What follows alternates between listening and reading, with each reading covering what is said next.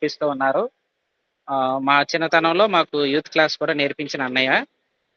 ఈరోజు ఆయన 2వ సమూయేలు గ్రంథాన్ని వివరిస్తారు. అందరూ ఆసక్తిగా వినండి. ఏమైనా డౌట్స్ ఉంటే నోట్ చేసుకోండి. 45 మినిట్స్ చెప్పిన తర్వాత 5 మినిట్స్ బ్రేక్ ఇస్తారు. ఆ బ్రేక్‌లో ఎవరైనా సాంగ్ పాడండి. తర్వాత మరలా బ్రదర్ గారు క్లాస్ కంటిన్యూ చేస్తారు. లాస్ట్‌లో మీ డౌట్స్ సో, అన్నయ్య మీరు ఇంకా క్లాస్ స్టార్ట్ చేయొచ్చు అన్నయ్య. ఓకే. Okay sir. సరే. రైట్. అందరికీ వందనాలు. నా పేరు సంతోష్. ఇంకేమైనా ఎవరైనా ప్రేయర్ గానీ అలా ఏమైనా చేస్తారా? నేను కంటిన్యూ చేయొచ్చండి.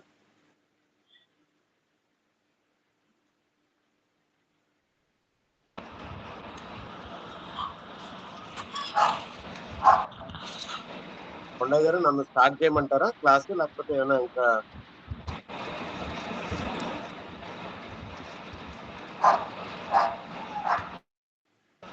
క్లాస్ స్టార్ట్ చేయండి బ్రదర్. వాక్యం కొరకు ప్రార్థన చేస్తున్నాను సార్. ఎవరైనా చేస్తారండి? Yes sir. చేయండి. అందరికీ వందనాలండి. ప్రార్థన చేసుకుందాం. పరిశుద్ధుడా మహోన్నతుడ తండ్రి, మీ ఘనమైన అతి శ్రేష్టమైన నామం బట్టి మీకు లెక్కలేని స్థుతులు స్తోత్రాలు చెల్లిస్తున్నాం తండ్రి. అయ్యా తండ్రి, మీ చిత్తాన్ని బట్టి నేటి దినం చూడడం ఇచ్చిన గొప్ప భాగ్యాన్ని బట్టి వందనా తండ్రి. అయ్యా తండ్రి, ఈ పరిశుద్ధ ఆధారం తండ్రి, మేము ఎలాగో ఈ సామాజిక మాధ్యాల్లో కూడుకుని తండ్రి, మీరు మాకు ఇచ్చిన పరిశుద్ధ గ్రంథంలో పొందించిన వివరణ తెలుసుకుని ఇచ్చిన భాగ్యాన్ని బట్టి వందనా తండ్రి. ప్రస్తుతం వాక్యాన్ని బోధించడం సహోదరులకు తగ్గ జ్ఞానాన్ని ఇవ్వండి. మాకు అర్థమయ్యే రీతిలో బోధించడం సామర్థ్యాన్ని ఆయనకు అనుగ్రహించండి. మేము కూడా తండ్రి వినిన వాక్యాన్ని విడిచిపెట్టకుండా వాక్యానుసారం నడుచుకుని తండ్రి. అయ్యా తండ్రి, ఈ 2 గంటల సమయంలో జరుగుతున్నటువంటి ఈ బైబుల్ యొక్క అంశంపై జరుగుతున్న ఈ అధ్యయనం అంతటిని కూడా తండ్రి మాకు వివరంగా నేర్చుకునేటువంటి మంచి భాగ్యాన్ని అనుగ్రహం కృపను అనుగ్రహించుకొని మా రక్షకుడు మీ ప్రియకుమారుడైన యేసుక్రీస్తు నామం పేరిట అడిగి వేడుకుంటున్నాం తండ్రి.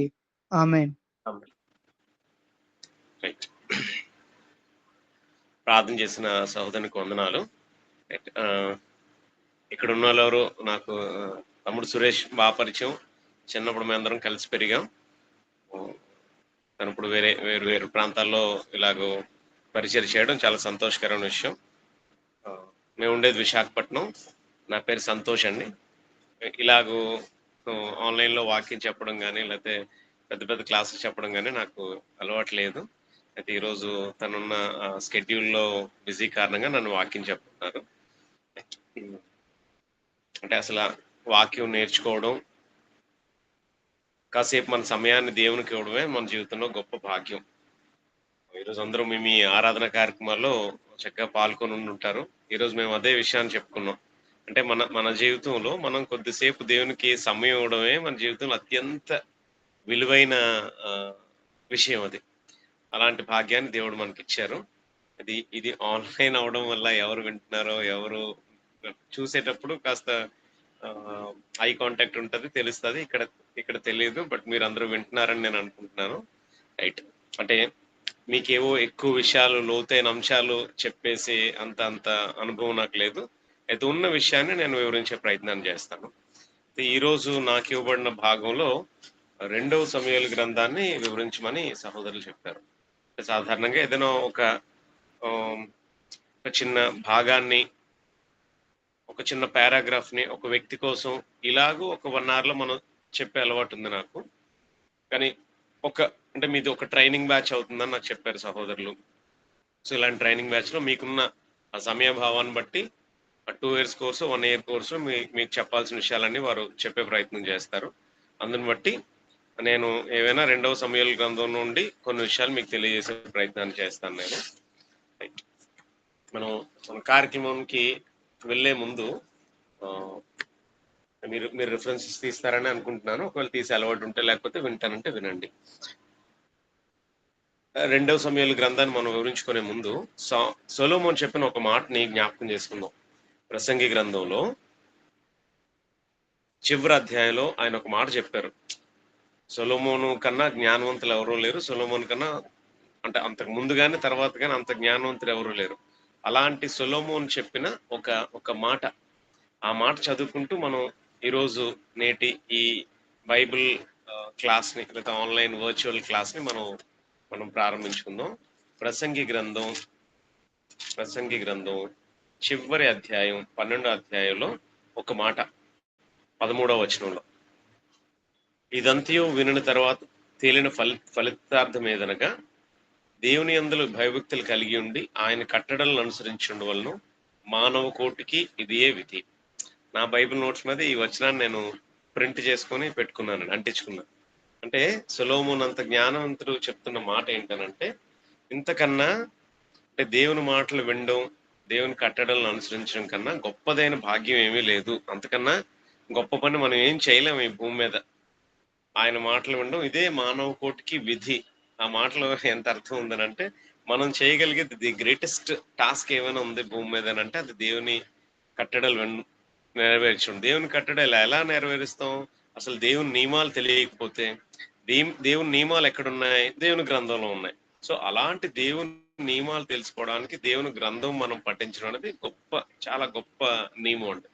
మనం వాక్యం చెప్తూ ఒక మాట జ్ఞాపకం చేసుకున్నాం. ఒక దేశంలో మనం ఒక పౌరుడిగా ఉండాలి అని అంటే, ఇప్పుడు భారతదేశంలో మనం అందరం పౌరులు. భారతదేశ రాజ్య సభ్యత్వం మనకందరికీ ఉంది, ఈ చట్ట సభ్యత్వం. సో దీంట్లో మనం ఉండాలంటే ఈ ఇండియన్ గవర్నమెంట్ లో ఉన్న లా కానీ లేకపోతే ఉన్న రూల్స్ ఏంటో మనకు కనీసం బేసిక్స్ అయినా మనకు తెలియాలి. అంటే ఉదాహరణకు మీకు అర్థమయ్యే భాషలో నేను చెప్తాను. ఇప్పుడు మనం ఇక్కడ బండి మీద వెళ్ళేటప్పుడు కానీ రోడ్డు మీద వెళ్ళేటప్పుడు కానీ ఎడం చేతి వైపు వెళ్ళాలనేది మన దేశంలో ఉన్న నియమం.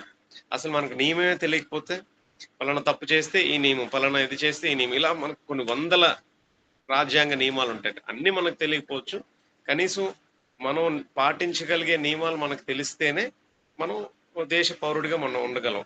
నేను ఇక్కడ ఎలా ఉంటాను, ఒక అమెరికన్ ఇక్కడ వచ్చి ఇక్కడ ఆయన పర్ఫెక్ట్ గా ఫిట్ అవ్వలేరు ఇవన్నీ తెలుసుకోకపోతే. మనం అమెరికాకి వెళ్ళి మనం ఫిట్ అవ్వలేం అక్కడ నియమాలు మనకు తెలియకపోతే. కాబట్టి మనం ఎక్కడున్నామో, ఏ రాజ్యంలో ఉన్నామో, ఏ దేశంలో ఉన్నామో ఆ నియమాలు తెలియాలి.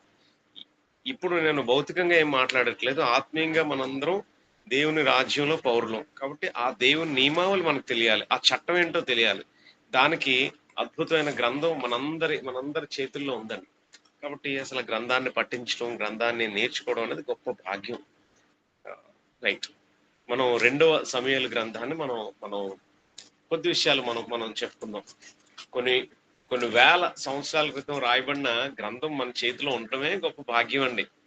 అంటే ఇక్కడ ఎవరెవరు ఏ తరగతుల్లో ఉన్నారో, అంటే మీరు చదువుకుంటున్నారో లేకపోతే ఉద్యోగాలు చేస్తున్నారో, ఏమి డీటెయిల్స్ నాకు తెలియదు. బట్ నేను ఎవరినైనా మిమ్మల్ని అడుగుతాను, ఎవరైనా ఆన్సర్ చేస్తే చేయండి, లేకపోతే వింటానంటే వినండి, మీ ఇష్టం.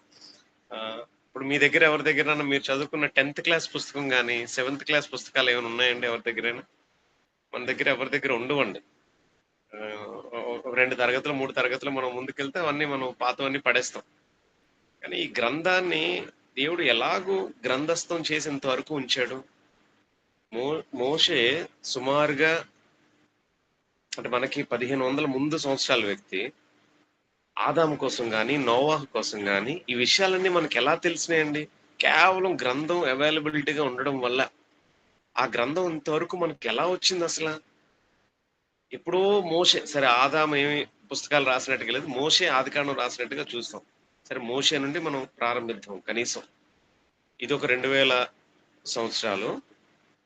క్రీస్తుకు పూర్వం 1500 సంవత్సరాల కాలంలో సుమారుగా మోషే ఉన్నాడు. అది 1500, ఇది 2000. 3500 సంవత్సరాల క్రితం రాసిన ఆ గ్రంథం అప్పుడు దేని మీద రాశారో మనకు తెలియదు. తాళపత్ర గ్రంథాలు, చర్మపు కాగితాలు దేని మీద రాశారో మనకు తెలియదు. అది ఇంకా పేపర్ మీద ప్రింట్ అయ్యి ఇప్పుడు డిజిటల్లోకి వచ్చి ఎలాగది అది ఇంకా మనకి దాచిబడి ఉంచబడిందంటే అది కేవలం దేవుని కృప. కాబట్టి ఎప్పుడు బైబిల్ మనం నిర్లక్ష్యం చేయకూడదండి. అసలు మన చేతిలో బైబిల్ ఉండడమే గొప్ప దీవెన మనకి. అలాంటి గ్రంథాన్ని ఆయన రాసిన గ్రంథాన్ని మనం అధ్యయనం చేయబోతున్నాం. చాలా చాలా గొప్పదైన విషయం. ఈ సమయంలో మనం 2వ సమూయేలు గ్రంథానికి సంబంధించిన కొన్ని విషయాలు మనం ఆలోచన చేసే ప్రయత్నించాం. 2వ సమూయేలు గ్రంథానికి సంబంధించిన ఇంట్రడక్షన్. అంటే మీకు సహోదరులు నేను అడిగాను, నేనేమో నోట్స్ ఇవ్వాలంటే లేదంటే మేము వాళ్ళకి డిజిటల్ నోట్స్ ప్రొవైడ్ చేస్తామని అన్నారు. కాబట్టి నేను ఎక్కువ విషయాలు ఎక్కువ పాయింట్లు నోట్ చేసినట్టుగా నేను చెప్పను, ఓవరాల్ గా నేను చెప్పే ప్రయత్నం చేస్తాను. అంటే ఈ గ్రంథం బైబిల్లో ఎన్ని పుస్తకాలు ఉన్నాయో ఎవరైనా అన్మ్యూట్ చేసి చెప్పగలరా? అంటే అప్పుడు మీరు కనీసం వింటున్నారని నాకు తెలుస్తుంది. చెప్పకపోయినా ఏం పర్వాలేదు. 66 పుస్తకాలు. 66 పుస్తకాలు. Thank you brother. 66 పుస్తకాల్లో బైబిల్లో ఈ సమూయేలు గ్రంథం 10వ పుస్తకం అండి. 10వ పుస్తకంగా ఈ గ్రంథాన్ని మనం చూడగలం. ఈ గ్రంథానికి సంబంధించిన బేసిక్ ఇన్ఫర్మేషన్ ఈ సుమారుగా క్రీస్తు శకం 1111 అంటే 1011 నుండి 1104 లేకపోతే 1004 సంవత్సరాల మధ్య కాలంలో, అంటే క్రీస్తుకు పూర్వం సుమారుగా 1000 సంవత్సరాల ముందు రాయబడిన పుస్తకం. అంటే ఇప్పుడు మనం ఏ గ్రంథాన్ని చదువుతున్నట్టే మనకన్నా 3000 సంవత్సరాల క్రితం రాయబడిన ఒక గ్రంథాన్ని మనం చదవబోతున్నాం. దానికి సంబంధించిన ఈ పుస్తకానికి సంబంధించి 2వ సమూయేలు గ్రంథానికి మరొక పేరు కూడా ఉందండి. అంటే బైబిల్ బాగా చదివే పెద్దలు లేదా బైబిల్ బాగా బోధించే పెద్దలు ఏమనంటారంటే దీన్ని దావీదు గ్రంథం అని అంటారండి. ఎందుకనంటే మొదటి అధ్యాయం నుండి చివరి అధ్యాయం వరకు కేవలం దావీదు ఇన్ఫర్మేషన్ మాత్రమే ఉంటుందండి. మీరు మొదటి సమూయేలు గ్రంథంలో చూస్తే సమూయేలు కోసం ఇన్ఫర్మేషన్ అది స్టార్ట్ అవుతుంది పుస్తకం. సౌలు చరిత్ర చాలా ఉంటది, తర్వాత దావీదు చరిత్ర ఉంటది. ఇక్కడ ఈ 2వ సమూయేలు తర్వాత రాజుల గ్రంథంలో కాస్త దావీదు కోసం, సొలొమోన్ కోసం ఇలా ఉంటదండి. కానీ కేవలం 2వ సమూయేలు మాత్రమే కేవలం దావీదు కోసం ఉంటదండి. అందుకని ఆ పుస్తకాన్ని పేరు 2వ సమూయేలు లేదంటే దావీదు గ్రంథం అంటారు. దావీదు కూర్చిన గ్రంథం అని అంటారు. కేవలం దావీదు ఇన్ఫర్మేషన్ అంతా ఉంటదండి. మొదటి అధ్యాయం నుండి చివరి అధ్యాయం వరకు దావీదు కోసం మాత్రమే ఈ పుస్తకంలో రాయబడింది. మిగిలిన ఏ చరిత్ర అంటే ఏ రాజుల కోసం వాళ్ళ కోసం కొంచెం ఉంటది తప్ప ఫుల్ ఫ్లెడ్జ్డ్ గా దావీదు ఇన్ఫర్మేషన్ అంతా ఈ 2వ సమూయేలు గ్రంథంలో మనం చూడగలం. రైట్. ఈ పుస్తకంలో దావీదు యొక్క, అంటే అప్పటికే దావీదు రాజుగా ఉన్నాడు, దావీదు యొక్క ఉన్నత స్థితి అంటే ఒకవేళ మనం గ్రాఫ్ లో ఒకవేళ బోర్డు మీద చూస్తే దావీదు బాగా ఉన్నతంగా ఎలాగూ తను ఎదిగాడు, పాపం చేసిన తర్వాత ఎలాగూ పడిపోయాడు. ఆ గ్రాఫ్ ఇలాగా ఒక కొండలాగా ఉంటదండి. మొదటి 24 అధ్యాయాలు సమూయేలు గ్రంథం. 24 అధ్యాయాల్లో 11 అధ్యాయంలో జరిగిన తప్పిదాన్ని మనం చూస్తాం. 12 అధ్యాయంలో దేవుడు దానికి నాతాన్ ద్వారా సమాధానం చెప్పాడు. అంటే మొదటి 12 అధ్యాయాలు కూడా ఈయన బాగా ఉన్నతమైన స్థితి, దావీదు ఎలాగూ ఉన్నతంగా ఎదిగాడో ఉంటది. అక్కడ తప్పు చేసిన తర్వాత దావీదును దేవుడు ఎలాగూ శిక్షించాడో ఉంటది. మరలా చివరిలో దావీదు మరలా ఆయన్ని తెలుసుకొని దేవుడు క్షమించినట్టుగా మనం చూస్తాం. అంటే సింపుల్ గా గుర్తుపెట్టుకోవడానికి 2వ సమూయేలు గ్రంథం 24 అధ్యాయాల్లో మొదటి 12 అధ్యాయాలు దావీదు యొక్క ఉన్నత స్థితి, 12 నుండి లేదా 13 నుండి మిగిలిన 24 వరకు దావీదు యొక్క పతనం, లేకపోతే దావీదు దేవుని చేత శిక్షించబడ్డం, లేదా దేవుని చేత ఆయన తరమబడ్డం, ఇలాంటి విషయాలన్నీ ఉంటాయి. మరలా చివరిలో దేవుడిని ఆయన క్షమించి మరలా దేవుడు ఆయన క్షమించి తిరిగి రాజ్యానికి రాజుగా చేయడానికి మనం చూస్తాం. అంటే ఇలాగూ 2 విషయాలు మనం గుర్తుపెట్టుకుంటే 2వ సమూయేలు అంతా మనకు గుర్తుంటదండి. మొదటి మాట దావీదు కోసం మాత్రమే, అంటే దావీదు గ్రంథం అని దీన్ని మనం పిలవచ్చు. ఇది సుమారు క్రీస్తు పూర్వం 1000వ సంవత్సరంలో రాయబడింది. దావీదు యొక్క ఉన్నత స్థితి, పాపం చేసిన తర్వాత దావీదు ఎలాగూ దేవుని చేత శిక్షించబడ్డాడు, ఈ 2 పాయింట్ల మీద ఈ పుస్తకం అంతా నడుస్తుంది. రైట్. ఇప్పుడు ఈ పుస్తకానికి సంబంధించిన కొన్ని ప్రాముఖ్యమైన విషయాలు మనం నేర్చుకుంటూ, అంటే ఏ అధ్యాయంలో ఏముంది అలా చెప్పి నేను మిమ్మల్ని బోర్ కొట్టించి ప్రయత్నం చేయను. అంటే ఏ అధ్యాయంలో ఏముందో మీరు చదువుకుంటే తెలుస్తుంది. నేను అవసరమైన చోట చెప్తూ ఉంటాను. అదొక స్టోరీ లాగా, ఒక సంఘటన లాగా చెప్తూ మధ్యలో ఏ అధ్యాయానికి ఏముందో ఏ విషయం ఉందో నేను చెప్తాను. అంటే మనం 2వ సమూయేలు గ్రంథాన్ని ఒకవేళ మీరు తెరిచిపెట్టుకోండి మీ బైబిల్, మీ దగ్గర ఉన్న బైబిల్స్ లో. అక్కడ ప్రారంభంతోనే ఒక మాట మనం చూడగలమండి. అదేంటంటే ఒకవేళ మధ్యలో అంటే నేను వివరించే లోపు మీకు ఏమైనా కాస్త బ్రేక్ కావాలన్నా, లేకపోతే మీకు ఏదైనా ఇబ్బంది అయినా మీరు ఇక్కడ హ్యాండ్ రైజ్ చేసినా, లేకపోతే మీరు అన్మ్యూట్ చేసి మాట్లాడినా కూడా నేను దానికి రెస్పాండ్ అవుతానండి. ఎందుకంటే ఎవరు నాకు కనిపించట్లేదు, అందుకు నేను అన్నిసార్లు ఆ మాట అంటున్నాను. మీకు ఇబ్బందిగా ఉన్నా, లేకపోతే మీకు ఏమైనా డౌట్ ఉన్నా, లేకపోతే ఒక 5 minutes బ్రేక్ తీసుకుందామన్నా ఏదైనా కూడా మీరు హ్యాండ్ రైజ్ చేయండి, లేకపోతే మీరు అన్మ్యూట్ చేసి మాట్లాడండి. రైట్.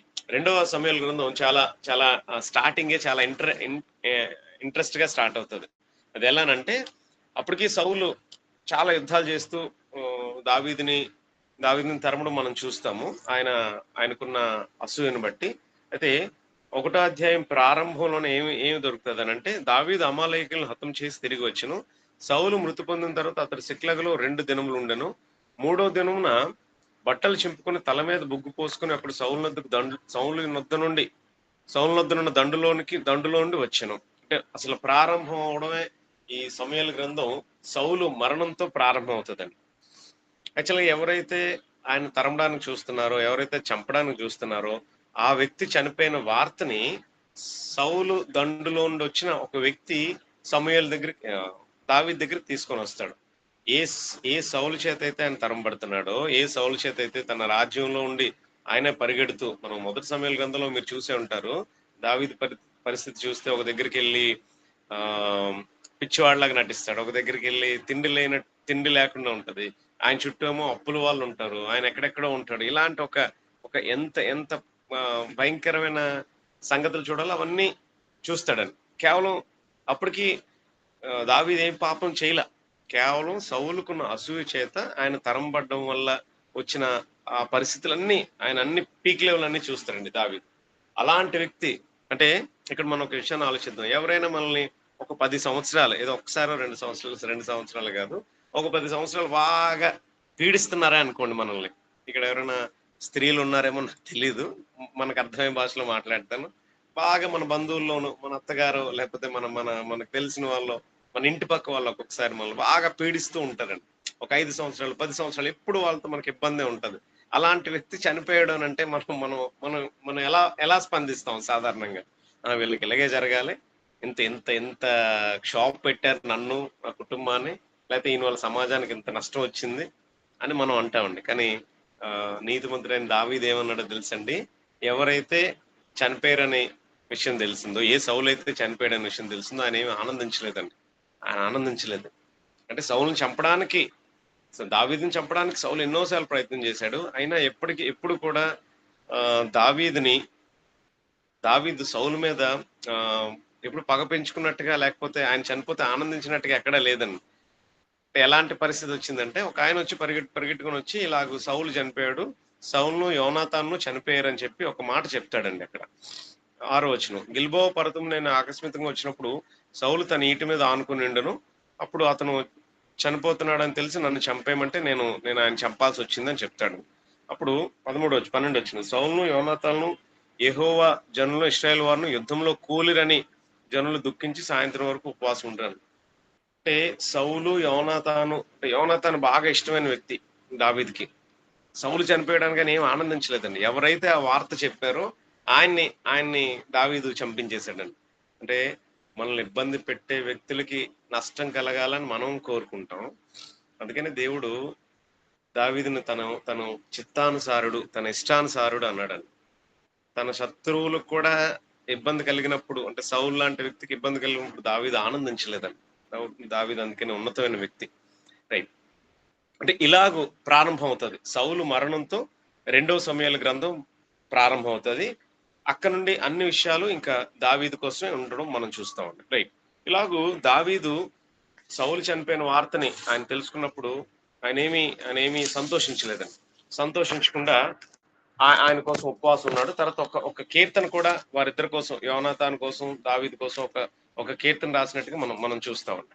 తర్వాత ఈ దావీదు ఎప్పుడైతే సౌలు చనిపోయాడో, దావీదుకి ఏమి సులభంగా రాజ్యం వచ్చేలేదండి. ఇప్పుడు సౌలు తర్వాత దావీదు రాజుగా అవ్వాల్సిన పరిస్థితి. ఆ విషయం గురించే సౌలు ఎప్పుడు దావీదుని తరుముతూ ఉన్నాడండి. అయితే ఈయన చనిపోయాడు కదా అని చెప్పి వెంటనే అందరూ ఏమి దావీదుని వారి రాజుగా అంగీకరించలే. దావీదు బ్రతుకున్న కాలంలో ఏమి రాజ్యం రెండుగా చీలలేదు కదా. రాజ్యం ఎప్పుడు రెండుగా చీలింది ఇశ్రాయేల్ రాజ్యం?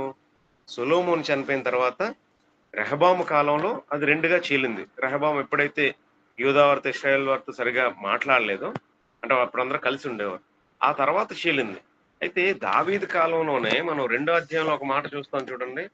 2వ అధ్యాయంలో అంతటా యూదావారు అక్కడికి వచ్చి యూదావారి మీద రాజుగా దావీదునకు పట్టాభిషేకం చేసిరి. 2వ అధ్యాయం 4వ వచనంలో నేను చెప్తున్నాను. అప్పటికి రాజ్యం ఒకటే, రాజ్యం ఇశ్రాయేల్ రాజ్యం ఒకటే. యూదులని ఇశ్రాయేల్ ఏమీ రెండుగా లేదు. తర్వాత కదా రెండు అయింది.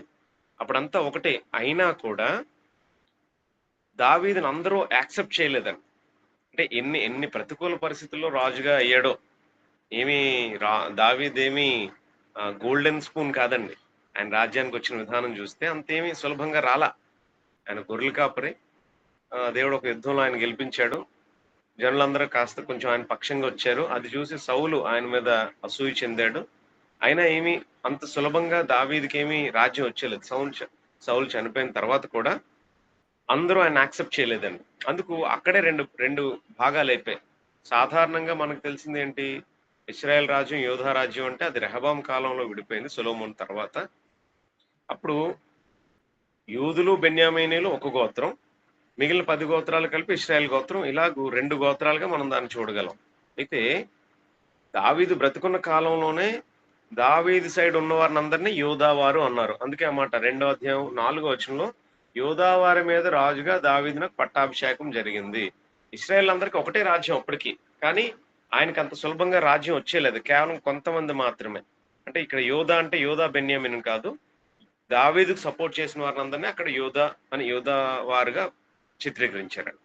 ఇలాగూ ఆయన వచ్చిన తర్వాత సమూయేలు గ్రంథం 2వ అధ్యాయంలో కేవలం యూదుల మీద, అంటే కొంతమంది జనాంగం మీద మాత్రమే దావీదు రాజుగా చూస్తాము.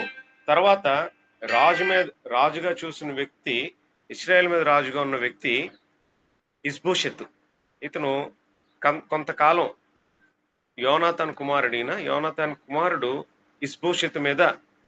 ఇష్బోషెతు ఇశ్రాయేల్ రాజుగా ఉన్నాడు. దావీదేమో యోధా వారికి రాజుగా ఉన్నాడు. ఇలాగూ కొంతకాలం నడిచింది. సుమారు 2 సంవత్సరాల పాటు ఆయన కేవలం కొంతమందికి మాత్రమే రాజ్య పరిపాలన చేశాడు. మిగిలిన వారికి ఇష్బోషెతు రాజ్య పరిపాలన చేశాడు. ఇలాగ ఇశ్రాయేల్ రాజ్యం, యోధా రాజ్యం పూర్తిగా విడిపోలేదు, కానీ దావీదుకి ఇష్టమైన వారు ఒకవైపు, దావీదుకి ఇష్టం లేని వారు ఒకవైపు, ఇలాగ మనం 2 రాజ్యాలుగా చూస్తాం. ఇది సుమారు 5 అధ్యాయాల వరకు. 5వ అధ్యాయంలో మరి కాస్త ఎక్కువ మంది దావీదు వైపు వెళ్ళినట్టుగా మనం చూడగలం. ఇలాగూ జరిగిన తర్వాత దావీదు కొంతమందిని ఓడించుకుంటూ రావడం, అంటే తూరు రాజుని, యెరూషలేంలో కొంతమందిని, ఫిలిస్తీన్లని, ఇలాగూ ఒక్కొక్కరిని ఓడించుకుంటూ దావీదు తన జర్నీ చేసినట్టుగా మనం చూస్తాం. కొంతకాలం అయిన తర్వాత ఇంచుమించుగా 4-5 అధ్యాయాలు ఇది ఉంటుంది. అంటే ఏ అధ్యాయంలో ఏముందని నేను చెప్పట్లేదు, కానీ కాస్త ముందుకు వెళ్ళేటప్పటికి దావీదు ఒక్కొక్కరి మీద యుద్ధం చేసుకుంటూ తన రాజ్యాన్ని, లేకపోతే తన ఇశ్రాయేలీలు లేకపోతే యోధావారు తన మీద పెట్టుకున్న నమ్మకాన్ని, దేవుడిచ్చిన బాధ్యతను ఆయన చూసుకుంటూ వచ్చాడు. 5వ అధ్యాయం చివరికి వచ్చేటప్పటికి, లేదా 5వ అధ్యాయంలో 2వ సమూయేలు గ్రంథం 5వ అధ్యాయం చూడండి. 2వ సమూయేలు గ్రంథం 5వ అధ్యాయంలో మొదటి వచనం. అప్పటి వరకేమో కేవలం యోధా వారికి మాత్రమే రాజ్యంగా ఉన్నాడు. అక్కడి నుండి ఇశ్రాయేల్ వారి సకల గోత్రముల వారు, అంటే ఎవరైతే ఇష్బోషెతుని రాజుగా పెట్టుకొని మాకొక రాజు మీకొక రాజు అని ఉన్నారో, ఆ మిగిలిన వాళ్ళందరూ కూడా ఇశ్రాయేల్ దగ్గరికి వచ్చేసారు. ఇశ్రాయేల్ అందరూ కూడా దావీదు దగ్గరికి వచ్చేసి నువ్వే ఇంక మా రాజు అని చెప్పేసి అక్కడ దావీదుని రాజుగా అందరూ యాక్సెప్ట్ చేసినట్టు మనం చూడగలం. అదేంటనంటే ఇశ్రాయేలీలు సకల గోత్రముల వారు హెబ్రోనులోనున్న దావీదు నద్దకు వచ్చి చిత్తగించుము, మేము నీ ఎముక వంటి వారము, నీ రక్త సంబంధము, ఇంకా మా మీద సౌలు ఎలా అయితే రాజుగా ఉన్నాడో నువ్వు కూడా అలానే రాజుగా ఉండు అని అన్నప్పుడు, అప్పుడు మూడో వచనంలో మరలా పట్టాభిషేకం జరిగినట్టుగా చూస్తాం. 3వ వచనం 5వ అధ్యాయం 3వ వచనం లాస్ట్ లైన్ లో చదువుతున్నానండి. యెహోవా సన్నిధిని వారితో నిబంధన చేసిన కనుక ఇశ్రాయేల్ వారి మీద రాజుగట్టుకే దావీదునకు పట్టాభిషేకం చేశాను. అంటే దావీదు సైడ్ ఉన్న యోధా వారి మీద ఒకసారి పట్టాభిషేకం అయింది. అందరూ కలిసి మరలా ఇశ్రాయేల్ రాజ్యం ఒకటే కదా, మనకి ఇలా 2 గ్రూపులు వద్దు, మనం ఒకటే రాజ్యంగా ఉందాం అని చెప్పి మరలా అందరికీ కలిపి 5వ అధ్యాయంలో వారు ఆయనకు పట్టాభిషేకం చేసినట్టుగా మనం చూస్తాం. అంటే దావీదు ప్రయాణం కొంతమంది యాక్సెప్ట్ చేసి, కొంతమంది యాక్సెప్ట్ చేయలేని ఇలాంటి పరిస్థితుల్లో ఆయన రాజుగా నియమింపబడ్డాడు. మన జీవితంలో కూడా అలానే జరుగుతుంది. మన చుట్టూ ఉన్నవారు అందరూ మనల్ని యాక్సెప్ట్ చేస్తారని మనం అనుకోకూడదండి. ఒక్కొక్కసారి మన ఇంటి వారు మనల్ని యాక్సెప్ట్ చేయరు, కొంతమంది సంఘంలో ఉన్న కొంతమంది మనల్ని యాక్సెప్ట్ చేయరు, లేదా మన ఆఫీస్లో కొంతమంది మనల్ని యాక్సెప్ట్ చేయరు. అయితే మనం ఒకటి చెక్ చేసుకోవాల్సింది, మనం చేసే పనిలో నీతిగా యథార్థతగా ఉన్నామా లేదా, మనం ఉన్న ఆ పరిస్థితుల్లో మనం దేవునికి యథార్థంగా మనం బ్రతుకుతున్నామా లేదా, ఇలాంటి పరిస్థితులు మనం చూసుకోవాలి. అందరూ మనల్ని యాక్సెప్ట్ చేస్తారని మనం ఎప్పుడు అనుకోకూడదు. దావీదు విషయంలో అదే జరిగింది. అయితే దావీదు ఓపికగా ఉన్నాడు. ఎవరైతే ఆయనకు వ్యతిరేకంగా ఉన్నారో వాళ్ళ మీద ఏమి ఆ ఓ యుద్ధానికి వెళ్ళినట్టు, లేకపోతే వాళ్ళని ఇస్రాయేల్ గురించి మాట్లాడుతున్నాను. బయట బయట రాజుల కోసం కాదు. ఇస్రాయేలీల్లో దేవుడే దావీదును రాజుగా అభిషేకం చేశారు సమూయేలు ద్వారా. అయితే మీరెందుకు నా నా అండర్‌లో ఉండట్లేదు? మీరెందుకు ఇష్బోషెతును రాజుగా పెట్టుకున్నారని దావీదు ఎన్నడూ అడిగినట్టుగా మనం చూడమండి. ఎప్పుడు అలాంటి అలాంటి ఇమ్మెచ్యూరిటీ పనులు దావీదు చేసినట్టుగా మనం చూడమండి. మనలో చాలా మంది అలా మనం అలా బిహేవ్ చేస్తాం. కానీ దావీదు చేసిన పని ఏంటో తెలుసండి? ఆయన పని ద్వారా, ఆయన చేసిన యుద్ధాల ద్వారా, ఆయన దేవునికి లోబడడం ద్వారా మిగిలిన వాళ్ళందరూ కూడా ఆయన ఆయన పక్షాన వచ్చేసారు. ఒక్కొక్కసారి మన జీవితంలో ఇలా జరుగుతూ ఉంటది. మనం మనం ఉన్న పరిస్థితి మనం మంచే చేస్తాం. అయినా కూడా జనాలు మనల్ని యాక్సెప్ట్ చేయకపోవచ్చు. అప్పుడు మనం చేయాల్సిన పని ఏంటంటే కాస్త ఓపికగా ఉండాలి. దేవునికి ప్రార్థన చేసుకొని కాస్త ఓపికగా ఉండి, అయినా నేను నీ ఎడల ఏమైనా తప్పు చేశానా? లేకపోతే పలానా వ్యక్తి నన్ను ద్వేషిస్తున్నారు. నేను ఆయన ఎడల ఏమైనా తప్పు చేశానా? ఒకసారి మనల్ని మనం చెక్ చేసుకొని మనం ఓపికగా ఉండాలండి. ఏ మనుషులైతే ఓపిక నశిస్తాదో అప్పుడు మన మాట మారిపోతది. మనం మనం బిహేవ్ చేసే తీరు మారిపోతది. ఇతరులతో మనం వ్యవహరించే ఆ పరిస్థితులు మారిపోతాయి. కాస్త ఓపికగా ఉండాలండి. దావీదు విషయంలో మనం ఆ ఓపికను చూస్తున్నాం. అయితే ఇప్పటి పరిస్థితుల్లో ఇప్పుడున్న యంగ్ జనరేషన్‌కి అంటే ఇక్కడ నాకు అందరి పేర్లు కనిపిస్తున్నాయి. ఎవరు యంగో, ఎవరు కాస్త వయసు మీద ఉన్నవాళ్ళో నాకు తెలీదు గానీ, ఇప్పుడున్న వాళ్ళెవరికీ అంత ఓపిక ఉండట్లా. అన్నీ మనకి ఇన్‌స్టంట్‌గా జరిగిపోవాలి. లైక్ స్విగ్గీ, జొమాటో లాగా. వెంటనే వచ్చేసేయాలి. వండుకొని తినేంత తీరిక మనకుండదు. అంత ఓపిక లేదు. కానీ కాస్త ఓపిక ఉండాలండి. దావీదు దగ్గర నుండి మనం మనం అది మనం నేర్చుకోగలం. ఒక్కసారండి జస్ట్ సెకండ్.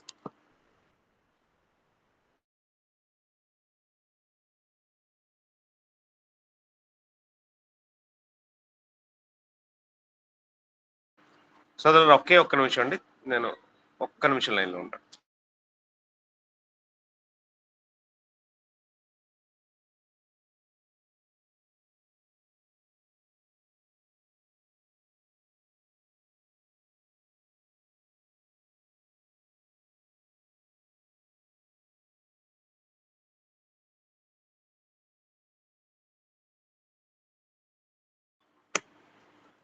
ఆ! సారీ నేను ఎవరో వచ్చారు. నేను కీ ఇవ్వాల్సొచ్చింది. రైట్. అలాగూ అంటే ఇప్పుడున్న పరిస్థితుల్లో చాలా మంది ఓపిక తక్కువ ఉంటుంది. దావీదుకి ఆ సహనం అంటే దేవుడు నాకు ఎప్పుడు ఏది అనుగ్రహిస్తే నాకు అనుగ్రహిస్తాడు అనే ఒక నమ్మకంతో దావీదు తన పనిని తాను చేసినట్టుగా మనం చూస్తాం. రెండో విషయాన్ని మనం అంటే పాఠంలో మనం కాస్త ముందుకు వెళ్దాం. అంటే ఇప్పటివరకు మనం ఏం చూసాం అంటే మొదటి 5 అధ్యాయాల్లో రఫ్‌గా ఉన్న విషయాన్ని నేను మరలా గుర్తు చేస్తున్నాను. దావీదు సౌలు పతనమయ్యాడన్న విషయం తెలుసుకున్న తర్వాత ఆయన ఆయన దాన్ని ఎంజాయ్ చేయలేదు. తర్వాత కొంతమంది కొంతమంది దావీదు పక్షాన ఉన్నారు. వాళ్ళందరూ దావీదుని రాజుగా చేసుకున్నారు. కొంతమంది దావీదుకు వ్యతిరేకంగా ఉన్నారు. వారందరూ కలిసి ఇష్బోషెతును రాజుగా చేసుకున్నారు. ఇలాగూ మొదటి 5 అధ్యాయాలు అయిన తర్వాత, ఐదో అధ్యాయం లేకపోతే 4 అధ్యాయాలు అయిన తర్వాత, ఐదో అధ్యాయం మొదట్లో దావీదుని అందరూ యాక్సెప్ట్ చేసి దావీదును రాజుగా చేయడం మనం చూస్తాం. అంటే టోటల్ ఇశ్రాయేల్ అందరికి ఇది మొదటి 5 అధ్యాయాల్లో రఫ్‌గా ఉన్న స్టోరీ. తర్వాత నుండి ఏం జరిగిందనంటే ఎప్పుడైతే దావీదు పూర్తిగా రాజు అయ్యాడో అందరి అంటే అందరికి ఆయన పరిపాలకుడిగా రాజుగా అయ్యాడో అప్పుడు తన తన పనిని ఇంకా కాస్త విస్తృతంగా ఎలాగ చేయాలో దావీదు మంచిగా చేసినట్టుగా మనం చూస్తాం. ఆయన చేసిన మొట్టమొదటి పని ఏంటో తెలుసండి? పూర్తిగా ఆయన పట్టాభిషేక్తుడు అయ్యాక 6వ అధ్యాయంలో ఈ మందసం ఇశ్రాయేల్ దగ్గర లేదు. ఆ ఇశ్రాయేల్ దగ్గర నుండి తీసుకుని రావడానికి ఆయన మొదటి ప్రయత్నం చేశాడండి. అంటే ఆయనకు తెలుసు ఎక్కడ ఆయన వచ్చిన తర్వాత ఏ పనులు చేయాలో ఆయనకు తెలుసండి. కేవలం రాజ్యాన్ని విస్తరింపజేసుకోవడం, బంగారం పెట్టుకోవడం ఇలాంటి విషయాల మీద మాత్రమే ఏమీ దావీదు గురి కలిగి లేడండి. అంటే ఒకవైపు ఆ పనులు చేస్తూనే ఆయన దేవుని కోసం తన జీవితంలో ఇవ్వాల్సిన ఆ సమయాన్ని, దేవుని కోసం తను స్పెండ్ చేయాల్సిన టైంని, డబ్బుని వీటిలన్నిటిని ఆయన పెట్టుకున్నాడు. ఈరోజు మనలో కూడా ఇక్కడ ఎంతమంది ఎంప్లాయీస్ ఉన్నారో నాకు తెలియదు. ఎంతమంది ఐటీ ఇండస్ట్రీస్ లో పనిచేస్తున్నారో ఎవరో, ఎంతమంది బిజినెస్లు చేస్తున్నారో నాకు తెలియదు. కానీ మనందరి జీవితాల్లో ఇది ఉద్యోగం మానుకోమని, వ్యాపారాలు మానుకోమని ఎక్కడ చెప్పలేదు. కానీ ఇవి మనం చేస్తున్నా కూడా మనం మన జీవితంలో కాస్త దేవునికి సమయం ఇవ్వాలి, దేవునికి ప్రాధాన్యత ఇవ్వాలని దావీదు మనకి ఎన్నో విషయాలు జ్ఞాపకం చేస్తున్నాడు. దాంట్లో భాగంగా ఆయన ఏం చేశాడంటే మందసాన్ని ఎలా అయినా మరలా ఆ ప్రాంతానికి తీసుకుని రావాలని అనుకున్నాడు. ఆ పని చేయడానికి ముందు ఆయన చేసిన పని ఏంటంటే ఆ మందసాన్ని తీసుకుంటాం. ఇది మనం చాలా సార్లు మనం గుర్తు చేసుకుంటాం.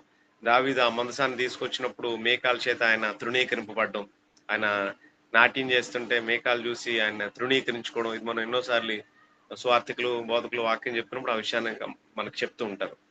అంటే మనం అధ్యాయాన్ని వచనాన్ని నేను చెప్పట్లేదు, అందుకు నేను ప్రతి దాంట్లో ఇన్‌డెప్త్ గా వెళ్ళట్లేదు. మనకు అవసరమైన విషయాలు నేను చెప్పి ముందుకెళ్తాను. అంటే రాజ్యాన్ని స్థిరపడిన తర్వాత ఆయన రాజుగా పూర్తిగా అంటే అన్ని గోత్రాల మీద ఆయన రాజు అయిన తర్వాత ఆయన చేసిన పని మందసాన్ని తీసుకొని వద్దాం అనుకున్నాడు. తర్వాత ఆయన చేసిన పని 7వ అధ్యాయంలో చాలా అద్భుతంగా ఉంటుంది. 7వ అధ్యాయం చూడండి ఒకసారి. ఆయన యెహోవా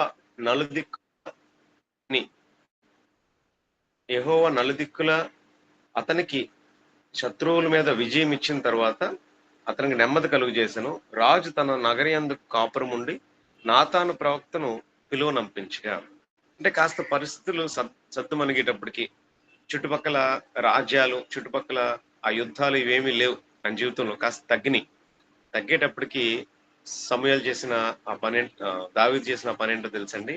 ఇప్పుడు ఆయన దేవుని దేవాలయం ఒకటి కట్టాలి అని ఒక మంచి ఆలోచన వచ్చిందండి. అది ఆ మాట మనకి ఎంత బాగా వివరించాడంటే 7వ అధ్యాయంలో 2వ వచనం. 2 సమూయేలు గ్రంథం 7వ అధ్యాయం 2వ వచనం చదువుతున్నాను. యెహోవా నలుదిక్కుల అతని శత్రువుల మీద అతనికి విజయం ఇచ్చి అతనికి నెమ్మది కలుగు చేసిన తర్వాత రాజు తన నగరయందు కాపురముండి నాతానును ప్రవక్తను పిలువనంపి, నేను దేవదారుమ్రాణుతో కట్టిన నగరయందు వాసము చేయుచుండగా దేవుని మందసము డేరాల్లో నిలిచి ఉన్నదనగా. అరే, ఎవరండి అలా ఆలోచిస్తారు? చర్చ్ బిల్డింగ్ కోసం, దేవుని సన్నిధి కోసం ఎవరైనా అసలు ఇలాగ ఆలోచించే వాళ్ళు నేటి తరంలో కాస్త కరువయ్యారనే చెప్పాలి. ఎందుకనంటే దేవుడు అన్ని మనకి ఇచ్చిన తర్వాత, దేవుడు అన్ని మనకి సమకూర్చిన తర్వాత మనం దేవుణ్ణి ఎక్కువగా మర్చిపోతాం. దేవుడు అన్ని మనకి ఇచ్చిన తర్వాత దేవుని పని మనకి గుర్తుండదు. ఇప్పుడు ఎవరికైనా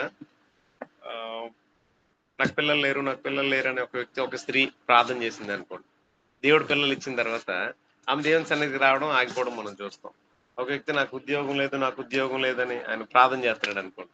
దేవుడు ఆయన ప్రార్థన విని ఆయనకు ఒక ఉద్యోగాన్ని ఇచ్చాడు అనుకోండి. ఆ ఉద్యోగస్తులు చేసే మొట్టమొదటి పని ఏంటో తెలుసండి? ఆరాధన మానేయడం, లేకపోతే బైబిల్ తరగతి మానేయడం. అంటే మనకి ఏదైనా బాగా మనకు జరిగిన తర్వాత మనం చేసే పని ఏంటనంటే ఆయన పనిని మనం నిర్లక్ష్యం చేస్తాం. అయితే ఇక్కడ దావీదు ఏం చేశాడో తెలుసండి? దావీదుకి ఇప్పుడు ఆయన రాజు ఉన్నాడు. ఆయన ఉద్యోగం ఏంటి? రోజు ఒక షాప్కి వెళ్ళి రావడం, లేకపోతే ఒక బిజినెస్ షట్టర్ ఓపెన్ చేయడం కాదు కదా. రాజ్యాన్ని సురక్షితంగా ఉంచాలి. రాజ్యంలో ప్రజల్ని దేవుడు ఎవరినైతే పరిపాలన చేయమన్నాడో ఆ ప్రజల్ని చాలా సురక్షితంగా ఉంచాలి. ఆ పని చేస్తున్న కాలంలో ఆయనకు కావాల్సిన అన్ని వసతులు, రాజ్యాలు, యుద్ధాలు అన్ని తగ్గిన తర్వాత ఆయన చేసిన మొట్టమొదటి పని ఇశ్రాయేలీల దేవుడైన యెహోవాకి మందిరం కట్టాలని. అసలు ఆలోచన మనం ఏమనుకుంటామంటే సొలొమోను కదా యెరూషలేము దేవాలయాన్ని కట్టించింది. అసలు ఆ కట్టించడానికి ఆలోచన వేసింది ఎవరో తెలుసండి? ఈ దావీదు వేశాడు. అంటే దావీదుకి దేవుడు నీ చేతులు రక్తంతో తడిచిని, నువ్వు కట్టొద్దు, నీ కుమారుడు కడతాడు అని చెప్పాడు. కానీ అసలు దేవునికి మందిరం కట్టించాలన్న ఆలోచన అంతకు ముందు కానీ ఎవరు చేయలేదండి. మొట్టమొదటి వ్యక్తి ఆలోచన చేసింది దావీదే. దావీదు తన జీవితంలో దేవునికి ఇచ్చిన ప్రాధాన్యతలో అదొక ప్రాధాన్యత. అంటే నా జీవితంలో నేను డేరాల్లో ఉన్నాను, కానీ నా దేవుడు ఎవరైతే నాకు ఈ రాజ్యాన్ని ఇచ్చారో, ఎవరైతే నాకు ఈ రాజుగా ఈ పదవిని ఇచ్చారో, ఆయన డేరాల్లో, ఆ మందసం డేరాల్లో ఉండకూడదు. ఆ మందసం ఒక దేవాలయం దాన్ని నిర్మించాలని చెప్పి ఆయన ప్లాన్ చేసిన అది మనం చూడగలం. తర్వాత రెండవ భాగం, అంటే ఈయన రాజు అయిన తర్వాత జరిగిన విషయాలు నేను ఒక్కొక్కటిగా వివరిస్తున్నాను. ఈయన రాజు అయిన తర్వాత ఆయన చేసిన ఆ పనికి దేవుడు ఎంతగానో మెచ్చుకొని ఆయన కట్నవ్వలేదు, కానీ ఆయన ఆ మాటకి దేవుడు ఎంతగానో సంతోషించాడు. తర్వాత ఈ ఈ ఈ దావీదు దేవుని మందసం కట్టించడానికి కావాల్సిన అన్ని వసతులు ఆయన సమకూర్చి పెట్టాడండి.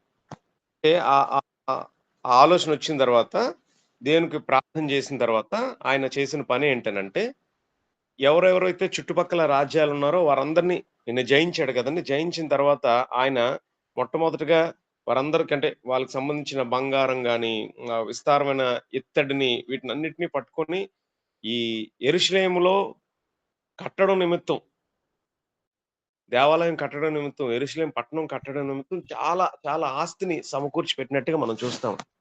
2 సమూయేలు గ్రంథంలో దావీదు చేసిన పని ఒకసారి 8దో అధ్యాయం చూద్దాం. ఒకవేళ మీ చేతిలో బైబిల్ ఉంటే 8దో అధ్యాయంలో ఆ పని మనకి కనిపిస్తదండి.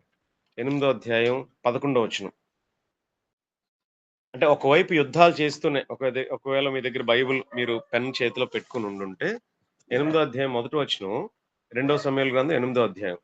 దావీదు ఫిలిస్తీన్లను ఓడించిన తర్వాత 2వ వచనంలో అతడు మోయాబీలను ఓడించి, 3వ వచనంలో సోబా రాజును, తర్వాత 5వ వచనంలో సిరియాల మరియు దమస్కులో ఉన్న సిరియన్లను, 9వ వచనంలో దావీదు హదదెజరు దండు అంతయు ఓడించిన తర్వాత హామాత్ రాజైన తోయికి వినబడింది. అంటే ఆయన ఎవరెవరు రాజులను ఓడించాడో అక్కడంతా ఉంటదండి. ఒక 5గురు రాజుల్ని ఆయన ఓడించాడండి. ఫిలిస్తీన్‌ని, మోయాబీల్ని, షోబారాజుని, సిరియనుల్ని, హామాతుని, ఇలా చాలా మంది రాజుల్ని ఓడిస్తూనే ఆయన ప్యారలల్‌గా చేసిన మరొక పని మనం చూడగలం అక్కడ.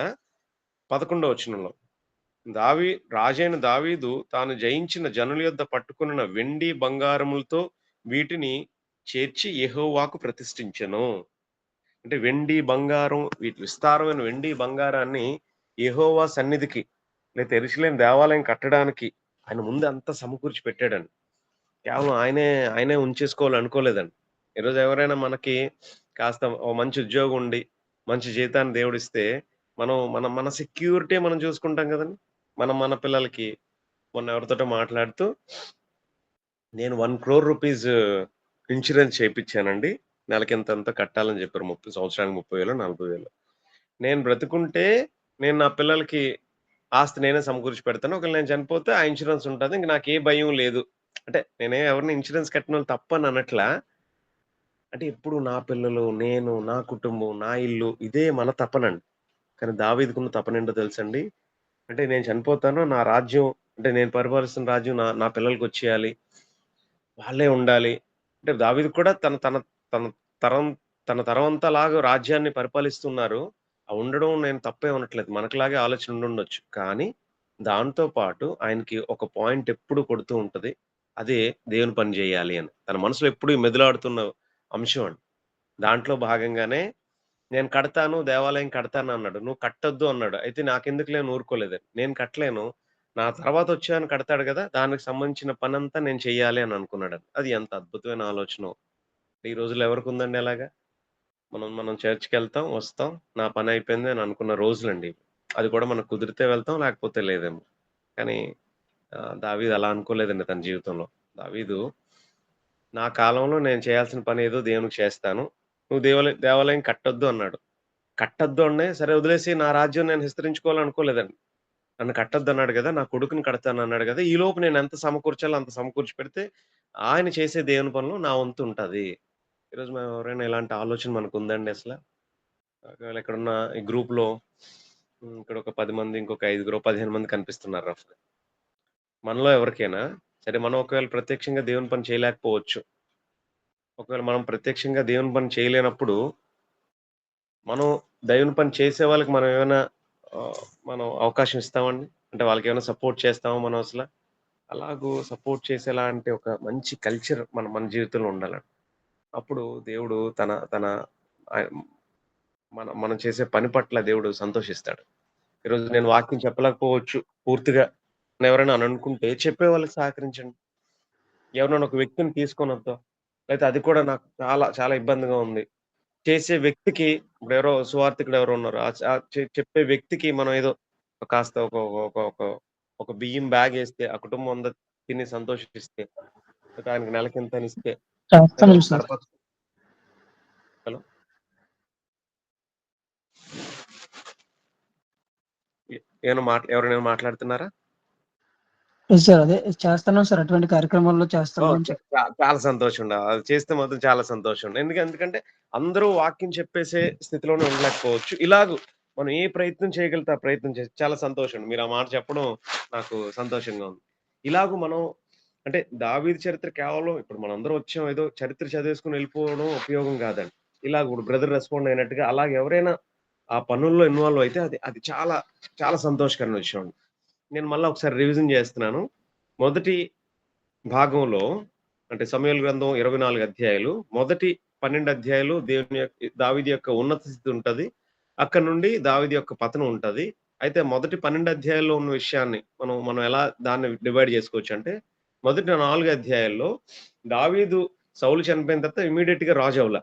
రాజు అయిన తర్వాత ఆయన్ని కొంతమంది మాత్రం యాక్సెప్ట్ చేశారు. అప్పుడు ఒక పట్టాభిషేకం జరిగింది. మరలా కొంతకాలం అయిన తర్వాత అందరూ వచ్చేసి ఆయన రాజుగా అంగీకరించారు. అది రెండోసారి పట్టాభిషేకం అయింది.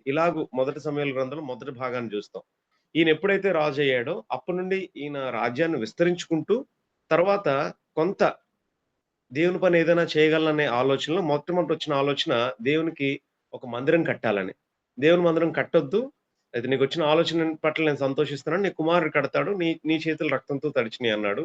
అప్పుడు ఆయన చేయాల్సిన ఆ పని ఇటు రాజ్య విస్తరణ చేస్తూనే ఆయన మరొక పని ఏం చేశాడనంటే, కావాల్సిన విస్తారమైన బంగారాన్ని సొలొమోను కట్టబోయే ఆ దేవాలయానికి ఈయన కావాల్సినంత ఆహ్, అంటే ఆస్తినంతటిని సమకూర్చి పెట్టాడండి. అది దావీదు తన తన జీవితంలో చేసిన మంచి పనుల్లో అంటే అది చాలా గొప్ప పనండి. దేవునికి దేవాలయం కట్టాలన్న ఆలోచన అంతకుముందు ఎవరికొచ్చినట్టుగా మనం చూడం. అది దావీదు చేసిన పనుల్లో ఒక పనండి. రైట్. ఇక ఇక 8దో అధ్యాయం లేకపోతే 9దో అధ్యాయం నుండి దావీదు చేసిన ఆహ్, ఆహ్, ఆహ్, ఆహ్, ఒక ఒక బ్లాక్ డాట్ అనండి. లేకపోతే దావీదు జీవితంలో జరగకూడని ఒక పని జరిగింది. అది మనం చెప్పుకోబోయే ముందు ఒక 5 మినిట్స్ బ్రేక్ తీసుకుందాం. ఇందాకలా సహోదరులు సురేష్ గారు చెప్పినట్టు ఎవరైనా ఒక పాట పాడతానంటే ఆ విషయంలో మనం ఓహ్, ఒక 5 మినిట్స్ లేదంటే మీరు ఏదైనా కాస్త బ్రేక్ తీసుకుంటానన్నా, లేకపోతే వాటర్ తాగొస్తానన్నా మీ ఇష్టం. ఒక 5 మినిట్స్ బ్రేక్ తీసుకొని ఎవరైనా ఒకలుంటే పాట పాడతానంటే పాడండి. మరలా తిరిగి మనం కరెక్ట్‌గా ఒక 5 మినిట్స్ 4:53 అయింది. మరలా మనం 5:00కి లేదా 2-5కి మనం కలుద్దాం. వందనాలన్నయ్య. బాగున్నారా? వందనాలు కిజి. ఎలా ఉన్నావమ్మా? బాగున్నానన్నయ్య. నువ్వు కూడా ఉన్నావా? చాలా సంతోషం. రైట్. కిజ నువ్వు పాడతావు కదా! మాకు పాట పాడు లేకపోతే ఎవరైనా అవకాశం ఉంటే వాళ్ళకివ్వండి. మీ మీ చాయిస్ అది. ఓకే అండి. ఎవరైనా పాడతారా? అవును సిస్టర్. పాడండి బ్రదర్. అందరికీ వందనాలండి. కరుణామయ అక్కడకేగి సిల్వను గ్రక్కున దించావయా. కరుణామయ అక్కడకేగి సిలువను గ్రక్కున దించావయా. దెబ్బలు అవమానములెన్నో భరించినావయ్యా. దెబ్బలు అవమానములెన్నో భరించినావయ్యా. అయినా రాలేదా కోపము, మోసావ మా పాప భారము. అయినా రాలేదా కోపము, మోసావ మా పాప భారము. కరుణామయ అక్కడకేగి సిలువను గ్రక్కున దించావయా. మేకులతో మానుకు నిన్ను కొట్టినా, ప్రక్కలో బల్లెముతో పొడిచినా. మేకులతో మ్రానుకు నిన్ను కొట్టినా, ప్రక్కలో బల్లెముతో పొడిచినా. అయినా ఏమిటి ఆసనము, చేసావు సాతానుని పతనము. అయినా ఏమిటి ఆసనము, చేసావు సాతానుని పతనము. కరుణామయ ఆ కడకేగి సిలువను రక్కున దించావయా. కరుణామయ ఆ కడకేగి సిలువను రక్కున దించావయా. రాతి సమాధిలో నిన్ను పెట్టిరి, సైనికులను కాపలా ఉంచిరి. రాతి సమాధిలో నిన్ను పెట్టిరి, సైనికులను కాపలా ఉంచిరి. మరణము నిన్ను ఆపతరమా, లేపనులే నీ దేవుని బలము. మరణము నిన్ను ఆపతరమా, లేపెనులే నీ దేవుని బలము. కరుణామయ ఆ కడకేగి సిలువను రక్కున దించావయా. కరుణామయ ఆ కడకేగి సిలువను రక్కున దించావయా. వినుట వలన విశ్వాసము కలుగును, అంగీకరిస్తే రక్షణనే ఇచ్చును. వినుట వలన విశ్వాసము కలుగును, అంగీకరిస్తే రక్షణనే ఇచ్చును. అది ఏ దేవుని సంకల్పము, లోబడితే నీకు నిత్య రాజ్యము. అది ఏ దేవుని సంకల్పము, లోబడితే నీకు నిత్య రాజ్యము. కరుణామయ ఆ కడకేగి సిలువను రక్కున దించావయా. కరుణామయ ఆ కడకేగి సిలువను రక్కున దించావయా. అందరికీ వందనాలు. వందనాలు బ్రదర్, చక్కగా పాడినారు. వందనాలు మీకు. తర్వాత నేను ఒక పాట పాడతాను బ్రదరు. ఆ తర్వాత పాట అయిన తర్వాత మా మధ్యన సహోదరులు సాత్విక్ ప్రార్థన చేసిన తర్వాత మీరు క్లాస్ స్టార్ట్ చేయండి.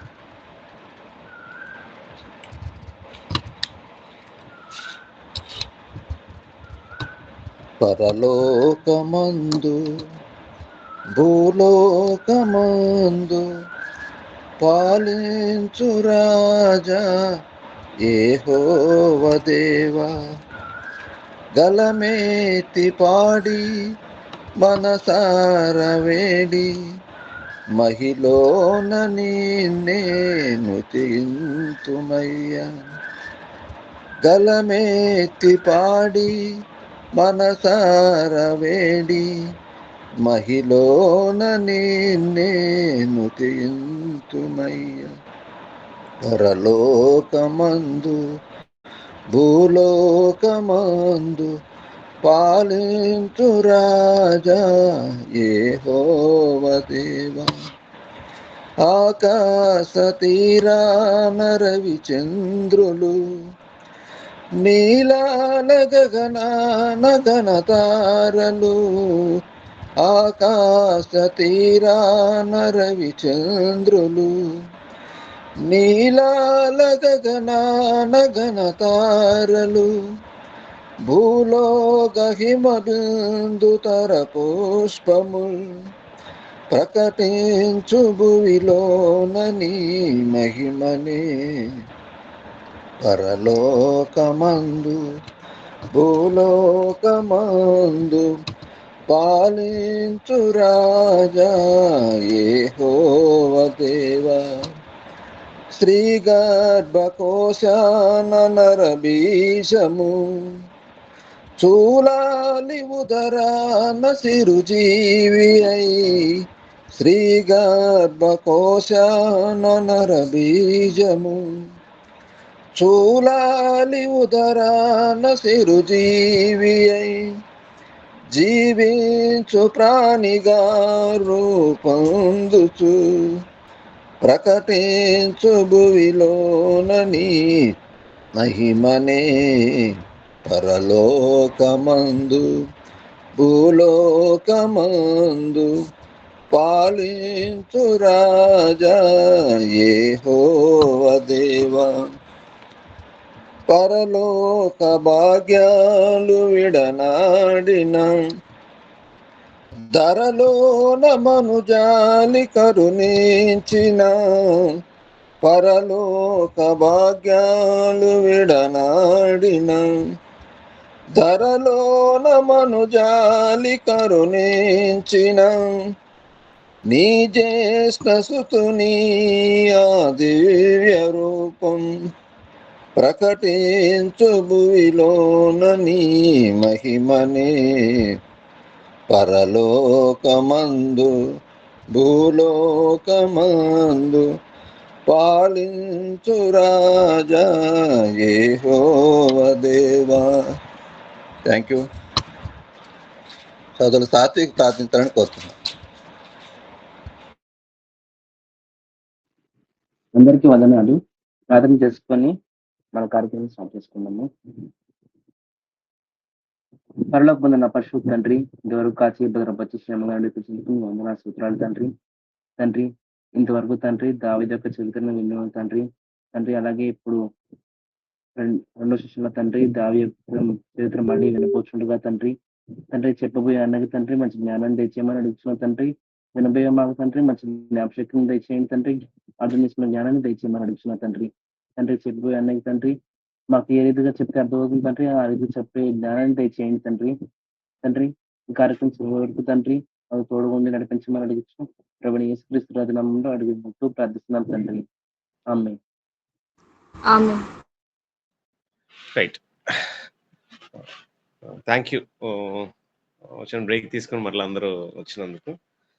పాటలు పాడారు, ఇద్దరు చక్కగా పాడారు. రైట్, అంటే క్లాస్ రూమ్లో చెప్పడం చాలా సులభం, ఇలాగ ఆన్లైన్లో చెప్పడం చాలా కష్టం. అయినా కూడా మీరందరూ బాగా వింటున్నారని అనుకుంటున్నాను. అందరూ పార్టిసిపేట్ చేస్తున్నందుకు థ్యాంక్ యూ. రైట్ రైట్, మళ్ళీ మనకున్న సమయంలో మళ్ళా కాస్త ఎంత మనం చెప్పుకోగలం అంతవరకు మనం చెప్పుకుందాం. రైట్, మొదటి భాగంలో సమూయేలు యొక్క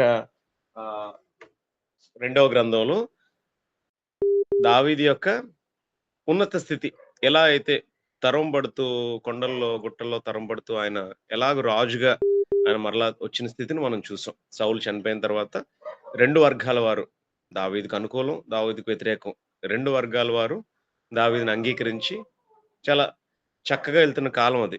అందరినీ జయించుకుంటూ కావాల్సిన ఆస్తి అంతా సమకూర్చుకుంటూ దేవునికి ఇష్టకరంగా జీవిస్తూ ఇలాంటి ఒక పయనంలో దావీదు జీవితంలో జరగకూడని లేదా దావీదు జీవితంలో ఒక బ్లాక్ మార్క్ ని, ఒక చేయకూడని ఒక పనిని మనం 11 అధ్యాయంలో 11, 12 అధ్యాయాలు, అందుకే సెంటర్ పాయింట్ లో ఉంటాయి. సమూయేలు గ్రంథానికి మధ్యలో ఉంటాయి అధ్యాయాలు.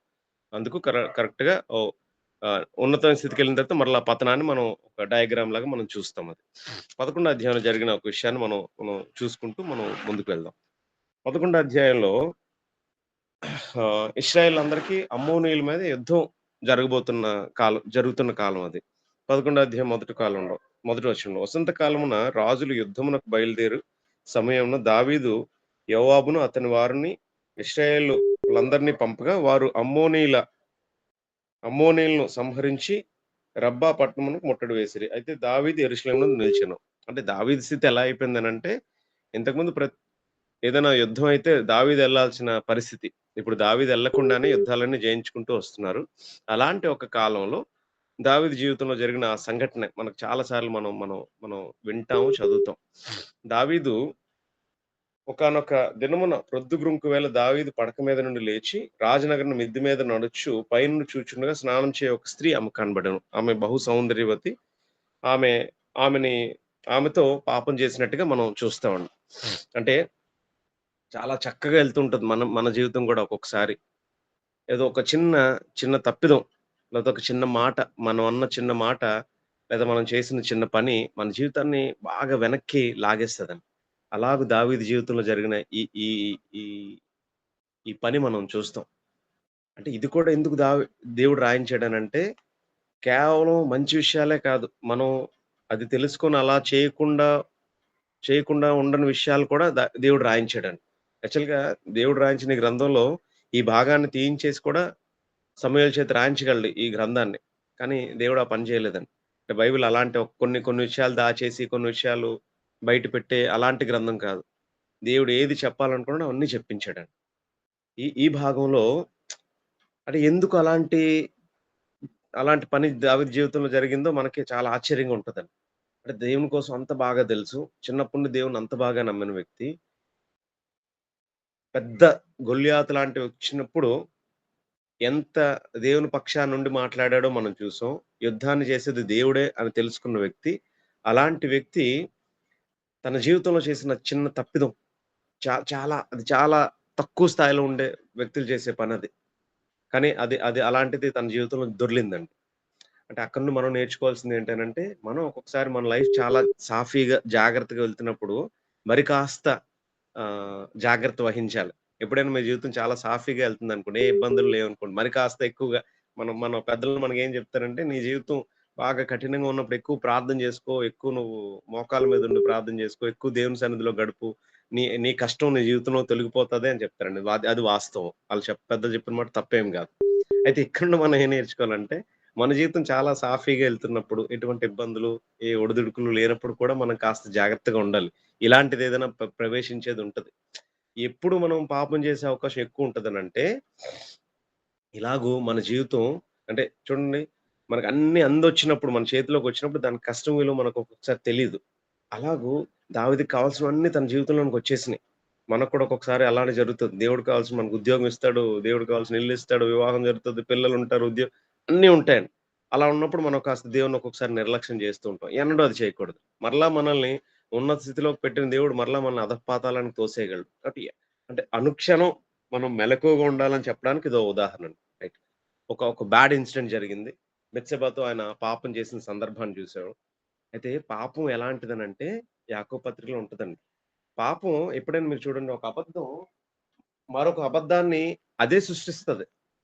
యాక్చువల్‌గా డబ్బుకి ఆ ఎగ్జాంపుల్ వాడతారు. మనం మొదటి రూపాయి మనం ఖర్చు పెడితే మనం సంపాదిస్తే లేకపోతే మొదటి లక్ష మనం సంపాదిస్తే, ఆ లక్ష మరొక లక్షను సంపాదిస్తది. ఇలా పెరుగుతూనే ఉంటది. అబద్ధం గూడా అలాంటిదేనండి. మనం ఓ పాపం చేసి ఒక అబద్ధం చెప్పినప్పుడు, ఆ అబద్ధానికి ఇంకొక అబద్ధం అల్లుతాం. ఆ అబద్ధానికి ఇంకొక అబద్ధం అల్లుతాం. ఇలాగ పెరిగిపోతదండి. దావీదు జీవితంలో ఎగ్జాక్ట్‌గా ఇదే జరిగింది. ఆయన తన జీవితంలో ఆ పాపం చేసిన తర్వాత, ఆ పాపాన్ని కప్పిపుచ్చడానికి మనం మనం ఒక హత్య అంటే బెత్షెబా భర్తని ముందు వరుసలో నిలబెట్టినట్టుగా మనం మనం చూస్తామండి. 11 అధ్యాయం అంటే ఊరియాని చంపించడానికి కోసం ఓ ప్లాన్ చేసాడండి. పాపం ఒకటి. ఆ పాపానికి ఆహ్, నే మరొక పాపం జోడైనట్టు. అబద్ధం, పాపం, వ్యభిచారం ఇలా ఇలా ఒక్కొక్కదానికి ఒక అల్లిన చిక్కుల్లాంటిదండి. అందుకే ఎప్పుడు అలాంటి ఆ ఉచ్చులోకి దిగకూడదండి. ఇక్కడ ఎంతమంది యవ్వనస్తులున్నారో నాకు తెలీదు. ఎప్పుడైతే మనం అలాంటి ఉచ్చులోకి దిగుతామో, ఇంకక్కడ మనకు దేవుడు కనిపించడు, తల్లిదండ్రులు కనిపించరు, సమాజం మనల్ని ఏమనుకుంటదో తెలీదు. మనం మనం వ్యసనాలకు లోనవుతాం, అబద్దాలాడతాం. అక్కడ అలాంటి ఉచ్చులో పడిన తర్వాత అసలు అబద్ధం అనేది చాలా చిన్న విషయంలా మనకు కనిపిస్తది. ఇక్కడ ఎవరైనా కాస్త పెద్దోళ్ళు ఎవరైనా ఉండుంటే, తల్లిదండ్రులకి ఎదిరించడం గాని, లేకపోతే ఇలాంటివి మనకు చాలా పెద్ద విషయాలండి.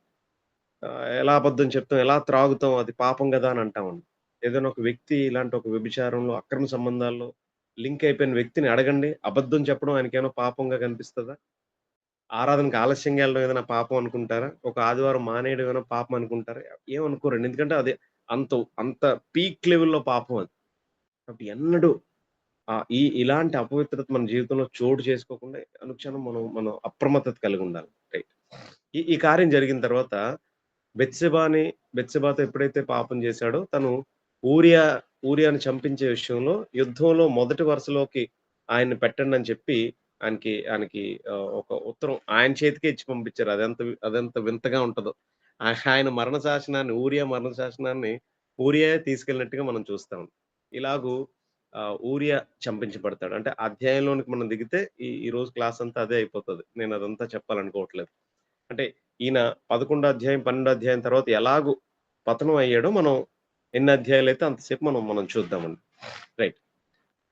ఈ ఈ ఈ బెత్షెబాతో పాపం చేసిన తర్వాత, ఊరియాని చంపించిన తర్వాత, ఈ యుద్ధం అయిపోయింది. మరలా అంతా సద్దుమణిపోయిందని అనుకున్నారండి.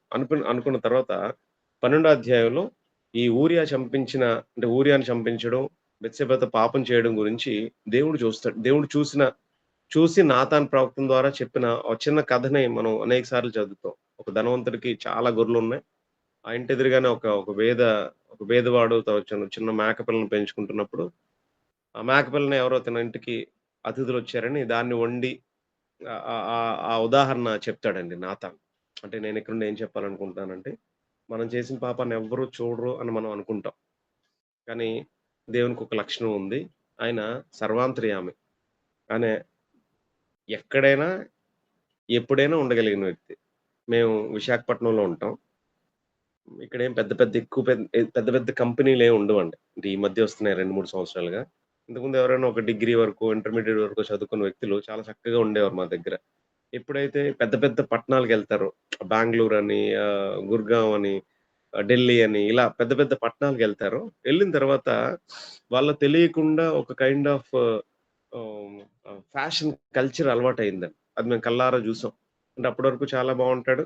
అక్కడికెళ్ళిన తర్వాత కలర్ మారిపోతది, హెయిర్ స్టైల్ మారిపోతది, ఆ బట్టలేసుకునే విధానం మారిపోతది. అప్పటి వరకు ఇక్కడున్న ఆడపిల్ల చాలా చక్కగా ఉంటది. అక్కడికెళ్ళేటప్పటికి మేకప్‌లు, లిప్‌స్టిక్‌లు, పిచ్చి పిచ్చి హెయిర్ స్టైల్స్, ఇతరులను ఆకర్షించేటట్లుగా వేషధారణ చేయడం. నేనేమనుకుంటానంటే, వీళ్ళకి అక్కడికెళ్ళిన తర్వాత ఇక్కడ అమ్మా, నాన్న, దేవుడు, సువార్థికుడు, అన్నయ్యలు అందరూ ఉన్నారన్న భయం ఉంటది. అక్కడికెళ్ళిన తర్వాత ఉండదండి. అంటే ఏ వ్యక్తికైతే దేవుడు సర్వాంతర్యామి అని తెలీదో, ఆ వ్యక్తి పాపం చేసే అవకాశం ఎక్కువుంటదండి. అంటే ఆ క్షణంలో దావీదు ఆ విషయాన్ని మర్చిపోయాడు.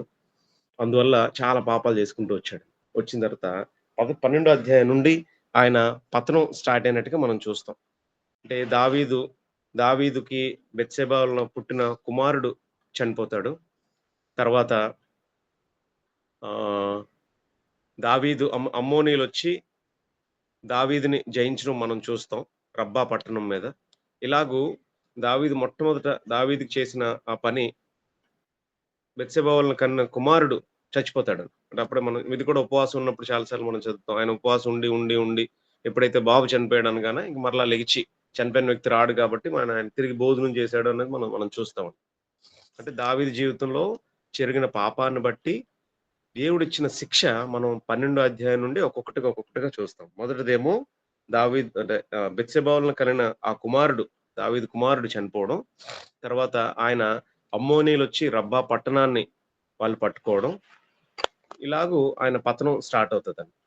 తర్వాత మరొక పాపం ఏం జరుగుతదనంటే, దావీదు తన ఇంటిలో ఉండే వ్యతిరేకతని ఇంట్లోనే జరిగిన పరిస్థితులను బట్టి చాలా తీవ్రమైన ఇబ్బందిని ఎదుర్కొంటాడండి. అది అబ్షాలోము అమ్నోనుని చంపడం. తర్వాత అమ్నోను తన చెల్లెైన తామారుతో చేసిన తప్పిదాన్ని బట్టి అబ్షాలోము అమ్నోనుని చంపించేస్తాడండి. అంటే ఆ విషయం నేను ఇన్ డెప్త్‌గా ఎళ్లి చెప్పాలనుకోవట్లేదు. అది 13 అధ్యాయాల్లో ఉంటది. అంటే దావీదు తప్పు చేసిన తర్వాత, దావీదు సొంత కుమారుడిని దేవుడు చంపించేశాడు. దావీదు ఎలాంటి తప్పైతే చేశాడో, అలాంటి తప్పునే తన కుటుంబంలో జరిగేలాగా దేవుడు చేశాడు. అంటే ఆయన ఆయన పతనం చూడండి. దావీదు పతనం ఎలా ఉంటదో నేను చూపిస్తున్నాను. తర్వాత తన కుమారుడైన అబ్షాలోమే దావీదుని తరమడం, లేతే దావీదుని వ్యతిరేకించడం మనం నెమ్మదిగా ఒక్కొక్క విషయం చూస్తూ ఉంటాం. దావీదు సొంత కుమారుడు చనిపోయాడు. దావీదు కుటుంబంలో పాపం జరిగింది. అబ్షాలోమే తన సొంత కుమారుడైన అబ్షాలోమే తిరగబడడం మనం చూస్తామండి. 15 అధ్యాయం నుండి ఈ విషయాలన్నీ జరుగుతాయి. 11, 12 అధ్యాయాల్లో పాపం జరిగింది. ఆ తర్వాత ఒక్కొక్కటిగా దేవుడు దావీదుకిచ్చిన ఆ శిక్షని మనం చూస్తామండి. ఆ తర్వాత దావీదు పడిన బాధ అంతింత కాదండి. దావీదుని అంటే అప్పటి వరకేమో మహారాజు. ఒక వచనం నేను చదివి వినిపిస్తాను దావీదు స్థితి. ఇశ్రాయేలుకి, యూదా వారికి అందరికీ గొప్ప రాజండి దావీదు. ఈ రాజు ఎలాంటి స్థితిలోకెళ్ళిపోయాడో ఒక్క మాట చదివితే మనకి చాలా బాధేస్తది. 16 అధ్యాయం దావీదు ప్రయాణం చేస్తున్నాడు. కొండల్లో, గుట్టల్లో ప్రయాణం చేస్తున్నాడు. ఎందుకంటే అబ్షాలోము బలం ఎక్కువైపోయింది. ఈయన చేసిన తప్పిదాన్ని బట్టి దేవుడు ఆయనకు శిక్షిస్తున్నాడు. ఈ విషయం అంతా గ్రహించాడండి. దావీదు గ్రహించి ఆయనకి రాజ్యంలో లేడు. యెరూషలేము పట్టణంలో లేడు. పట్టణంలో లేకుండా ఆయన తను ఓహ్, తను ప్రయాణం చేస్తూనే ఉన్నాడండి. కొండల్లో, గుట్టల్లో ప్రయాణం చేస్తూ ఉన్నాడు. ప్రయాణం చేస్తున్నప్పుడు ఒక దగ్గర ఒక విషయం మనల్ని అంటే దావీదున్న స్థితిని మనకు తెలియజేస్తదండి. 16 అధ్యాయం 5వ వచనం. అంటే ఎంత దీనమైన స్థితికొచ్చాడో నేను ఒకసారి చూపిస్తున్నాను. రాజైన దావీదు బహూరీము దాపునకు వచ్చినప్పుడు సౌలు కుమారుడగు గెరా కుమారుడైన షిమి అను ఒకడు అక్కడ ఉండెను. అతడు వెంట నడుచు దావీదుని శపించుండెను. దావీదేమో మహారాజు. మహారాజు అయినా సరే వీధిలో నడిచినంత మాత్రాన ఆయన విలువేం తగ్గిపోదు కదా! అయినా కూడా ఎంత దీనస్థితికి వచ్చాడంటే ఆయన ఎలా తిడుతున్నాడంటే, ఈ షిమి అన్న వ్యక్తి దావీదుని తిడుతున్న వైనం నేను చదువుతున్నాను. నరహంతకుడా, దుర్మార్గుడా, చీపో చీపో, నీ వేల వలనని నీవు వెళ్ళగొట్టించిన సౌలు ఇంటి వారి హత్యను యెహోవా నీ మీదకి తెచ్చెను. సౌలుని చంపించిన వ్యక్తి ఏమి దావీదు కాదు. అయినా ఎన్ని నిందలైనా ఏస్తున్నారండి. చీపో చీపో అంటే చీపో చీపో అని మనం ఎవరిని అంటామండి? కుక్కల్ని అంటామండి. ఇంటి దగ్గర ఉన్న కుక్కల్ని చీపో చీపో అని అంటామండి. అలాగూ సాధారణమైన ఒక వ్యక్తి ఇశ్రాయేలు యూదా రాజు అయిన దావీదుని చీపో చీపో అనే స్థితికి, ఆయన మీద రాళ్ళు రువ్వడం, బూడిద పోయడం, ఇలాంటి ఒక స్థితిని మనం చూస్తున్నాం. అంటే అంత అంత తక్కువ స్థితికి వచ్చాడండి దావీదు. ఆ స్థితిలో దావీదు అన్న మాట ఒకసారి మనం జ్ఞాపకం చేసుకుందామండి. ఆ మాట చెప్పి ఎందుకు ఆ మాట అన్నాడో దానిని మనం ఏం నేర్చుకోవచ్చో చూద్దాం. అంటే మీకు ఇక్కడ సందర్భం అర్థమైంది అనుకుంటున్నాను. దావీదుని అబ్షాలోము తన కుమారుడు వ్యతిరేకించడాన్ని బట్టి దావీదు రాజ్యాన్ని విడిచేసి ఆయన ఊర్లు తిరుగుతున్నాడు. అలాగ తిరుగుతున్నప్పుడు దావీదుకి ఒక వ్యక్తి ఎదురై చాలా ఆయనే కుక్కలాంటి వాడు. ఆ మాట రాయబడింది 9వ వచనం. సెరూయా కుమారుడైన అబీషై, ఈ చచ్చిన కుక్క నా ఏలిన వాడును రాజోగు నిన్ను శపించుటేలా? అంటే అతనే కుక్కలాంటి వాడు, ఆయన నిన్ను అంత దూషించడం నేను సహించట్లేదు. నువ్వు అంటే నేను ఆయన చంపేసి వచ్చేస్తానని అక్కడున్న సెరూయా కుమారుడైన అబీషై అన్నాడండి. అప్పుడు దావీదు అన్న మాట ఏంటో తెలుసండి? 12వ వచనం. యెహోవా నా శ్రమను లక్ష్యపెట్టునేమో, లేకపోతే 11వ వచనం లాస్ట్ లో, వాని జోలికి పోకుడి అంటే ఎవరైతే దావీదుని తిడుతున్నారో ఆ దావీదుని మీరు అవకాశం ఇస్తే నేను చంపేస్తాను అని అన్నాడండి. అన్నప్పుడు దావీదు అన్నమాట, మీరు వాని జోలికి పోకుడి, యెహోవానికి సెలవిచ్చిన గనుక వాని శపింపనీయుడి. యెహోవా నా శ్రమను లక్ష్యపెట్టునేమో, వాడు పలికిన శాపమునకు బదులుగా యెహోవా నాకు మేలు దయచేయనేమో. ఎవరండి ఈ మాట అంటారు? ఎవరైనా మనల్ని తిడుతున్న వాళ్ళని, సరే తిట్టనీయండి, వాళ్ళు తిడితే తిట్టుకుంటారు మనకెందుకు అని అంటామండి అసలు ఎప్పుడైనా మనం? ఎన్నడూ ఆ మాట మనం అనలేమండి. దావీదు ఆ మాట అన్నాడండి. ఆ మాట ఎంత అద్భుతమైన మాట. యెహోవా నా శ్రమను లక్ష్యపెట్టి వాడు పలికిన శాపమునకు బదులుగా యెహోవా నాకు మేలు చేయనేమో. అందుకు అంటే దావీదు తప్పిదం చేశాడని మనం ఆయన తక్కువగా చూస్తామేమో గాని, ఆ చేసిన తప్పుదానికి కూడా ఎంత పశ్చాత్తాపపడ్డాడో చూడండి. అంటే చంపేసే మనుషులున్నారండి. ఒక్క దెబ్బకి చంపేసే మనుషులున్నారండి. అంటే చేతిలో అధికారం లేకపోయినప్పటికీ కూడా పూర్తిగా తను చెప్తే చేసే మనుషులున్నారండి. అలాంటి అవకాశం ఉన్నప్పుడు కూడా ఆయన మీద ఏమనొద్దు. దేవుడే అవకాశం ఇచ్చాడు. ఈ మాట మనం గుర్తుపెట్టుకుంటే అసలు మనకి ఎవరితో గొడవలు ఉండవేమో అని నాకనిపిస్తది. ఎప్పుడైనా ఎవరైనా మనతో గొడవలాడుతున్నప్పుడు దేవుడే అవకాశం ఇచ్చాడేమో ఆయన అన్న మాటలన్నిటికీ నాకు తిరిగి శాపానికి బదులు దీవెన ఇస్తాడేమో దేవుడు అని అని అని ఎవరంటారండి? ఇలాంటి మాట ఒక ఆయన అన్నారు. ఎవరైనా చెప్పగలరా మీరు? గ్రూప్‌లో ఉన్నోళ్ళు ఎవరైనా? శపించినోళ్ళ కోసమే తిరిగి వాళ్ళ కోసమే ప్రార్థన చేసిన వ్యక్తి ఒకాయన ఉన్నారు. కేజీఆర్ గుర్తుందా? ఎవరున్నారు అలా? యేసు ప్రభు ఓ మాట అన్నాడు కదండీ! సిలువ మీద ఆయన్ని కేజీ ఏమన్నా చెప్తున్నావా? రైట్. ఓకే. రైట్. సిలువ మీద ఆయన్ని సిలువేసినప్పుడు మరలా అదే సైనికుల కోసం ఆయన ప్రార్థన చేస్తున్నాడండి. అంటే అలాంటి మనసండి దావీదుది. ఆయన ఎవరైతే శపిస్తున్నారో శపించని. దేవుడు అనుమతించాడు కాబట్టే శపించాడు. దేవుడు అనుమతించకపోతే శపించడు కదా! ఈ ఈ ఈ ఈ థాట్ ప్రాసెస్ మనకుంటే అసలు మన జీవితాలు ఎంత ఎంత ప్రశాంతంగా ఉంటాయో. ఇవన్నీ లేకపోవడం వల్లే మనకి ఈరోజు బీపీ, షుగర్‌లు, అల్సర్‌లు ఇవన్నీ ఎందుకొస్తున్నాయి అనుకున్నారండి? మనం అంటే మన శరీర తత్వం బట్టి, జీన్స్ బట్టి కొన్ని రావచ్చు. కొన్ని మన ఆలోచనలు బట్టి మనకు చాలా జబ్బులొస్తున్నాయండి. ఇంతకుముందు ఎవరికీ బీపీ అనేది ఉండేదే కాదు. ఇప్పుడు ఎందుకొస్తుందండి? ఇలాంటి ఆలోచన లేకపోవడం వల్లే నేననుకుంటాను. అంటే అన్నారు. సరే అనుకుంటే అనుకోనియండి. ఇక్కడ ఎంతమంది స్త్రీలున్నారో నాకు తెలీదు. ఒకవేళ మీ అత్తగారే మీ మీ మీ మీ మీ హస్బెండే మిమ్మల్ని తిడుతున్నారే అనుకోండి. సరే దేవుడే అవకాశం ఇచ్చాడు. ఆయన తిట్టనీయండి. ఆయన ఏ ఫ్రస్ట్రేషన్ ఆమె తీర్చుకుంటున్నారో ఆఫీస్‌లో ఆయన్నెవరో తిట్టుంటారులెండి. సరే ఏవండీ కొంచెం కాఫీ తాగండి. తాగేసిన తర్వాత కొంచెం బలం తెచ్చుకొని మళ్ళీ తిట్టండి అని అంటే సరిపోతదేమో. ఏ మనల్ని దూషించే వారికి కూడా దేవుడు అనుమతిస్తేనే దూషిస్తాడు అనే మాట మన మన మన మెదడులో పడినప్పుడు అది మనల్ని గొడవకి తావివ్వదండి. అంటే క్రైస్తవులు ఎవరు కూడా మన మన వాయిస్ అసలు బయటికెళ్ళకూడదని చెప్తారండి. మేము వాక్యం నేర్చుకున్న వాళ్ళు ఏం చెప్తారనంటే అసలు మన వాయిస్ ఇతరులకు వెళ్ళకూడదు. మనం ఎప్పుడైతే మన మన మాట అంటే మనం అరుచుకోవడం బయటికెళ్తే మనం ఏం క్రైస్తవులం అండి? ఇలాంటివి చాలా సార్లు మనం మన ఇళ్లల్లో తారసపడుతున్నాయి. క్రైస్తవుడు మాట అసలు బయటికెళ్ళకూడదు. గొడవగా మనం మన పాట బయటికెళ్ళాలి. మనం వాక్యం చదువుకోవడం బయటికెళ్ళాలి. కానీ మన గొడవలాడుకున్న మాట బయటికెళ్ళకూడదండి. ఈరోజు మరి మీరు ఏ ప్రాంతాల్లో ఉన్నారో కూడా నాకు తెలీదు. ఇక్కడ మేమున్న ప్రాంతాల్లో కుళాయిలతో గొడవలయిపోతాయండి. ఆడోళ్ళకందరికి గొడవలయిపోతాయండి. ఏదైనా చిన్న స్థలం కోసం గొడవలయిపోతాయండి. అంటే భోజనాల్లో మాకు భోజనం సరిగ్గా పెట్టలేదంటే గొడవయిపోతదండి. ఇలా అన్నిటికి గొడవే. కేకలేసుకోవడమే. దావీదు మనసు ఎక్కడుందండి? దావీదు తనను శపిస్తున్న వారి కోసం కూడా వదిలేసాడు. దేవుడే ఇస్తాడు. ఒకవేళ దేవుడే ఈ శాపానికి బదులుగా యెహోవా నాకు మేలు దయచేయనేమో. అది అసలు అద్భుతమైన మాటండి. అంటే ఇది చివరికెళ్ళాక మనం చూస్తాం. చివరి వరకు మనం అధ్యాయం వరకు ఎళ్ళగలమో లేదో నాకు తెలీదు. ఒకవేళ వచ్చే వారం చెప్పినోళ్ళు ఈ మాట అండర్‌లైన్ చేసుకోండి. 16వ అధ్యాయం 12వ వచనం. యెహోవా నా శ్రమను లక్ష్యపెట్టునేమో, వాడు పలికిన శాపమునకు బదులుగా యెహోవా నాకు మేలు చేయనేమో. షిమి అన్న మాటలండి. అక్కడ మీకు బైబిల్ ఉంటే ఒకవేళ ఏడో వచనంలో షిమి అన్నది రౌండ్ చేసుకోండి. ఇక్కడ ఇది అండర్‌లైన్ చేసుకోండి. దీనికి బదులుగా ఎగ్జాక్ట్‌గా దావీదు ఏ మాట అయితే అన్నాడో, ఆ మాట ప్రతిఫలం చివరిలో మనం చూస్తామండి. అప్పుడు ఇది మళ్ళా మనం దీన్ని ఒకసారి జ్ఞాపకం చేసుకుందాం. అంటే ఎవరైనా మనల్ని తిడితే మనం సైలెంట్‌గా ఉంటే అది దేవుడు చూస్తాడండి.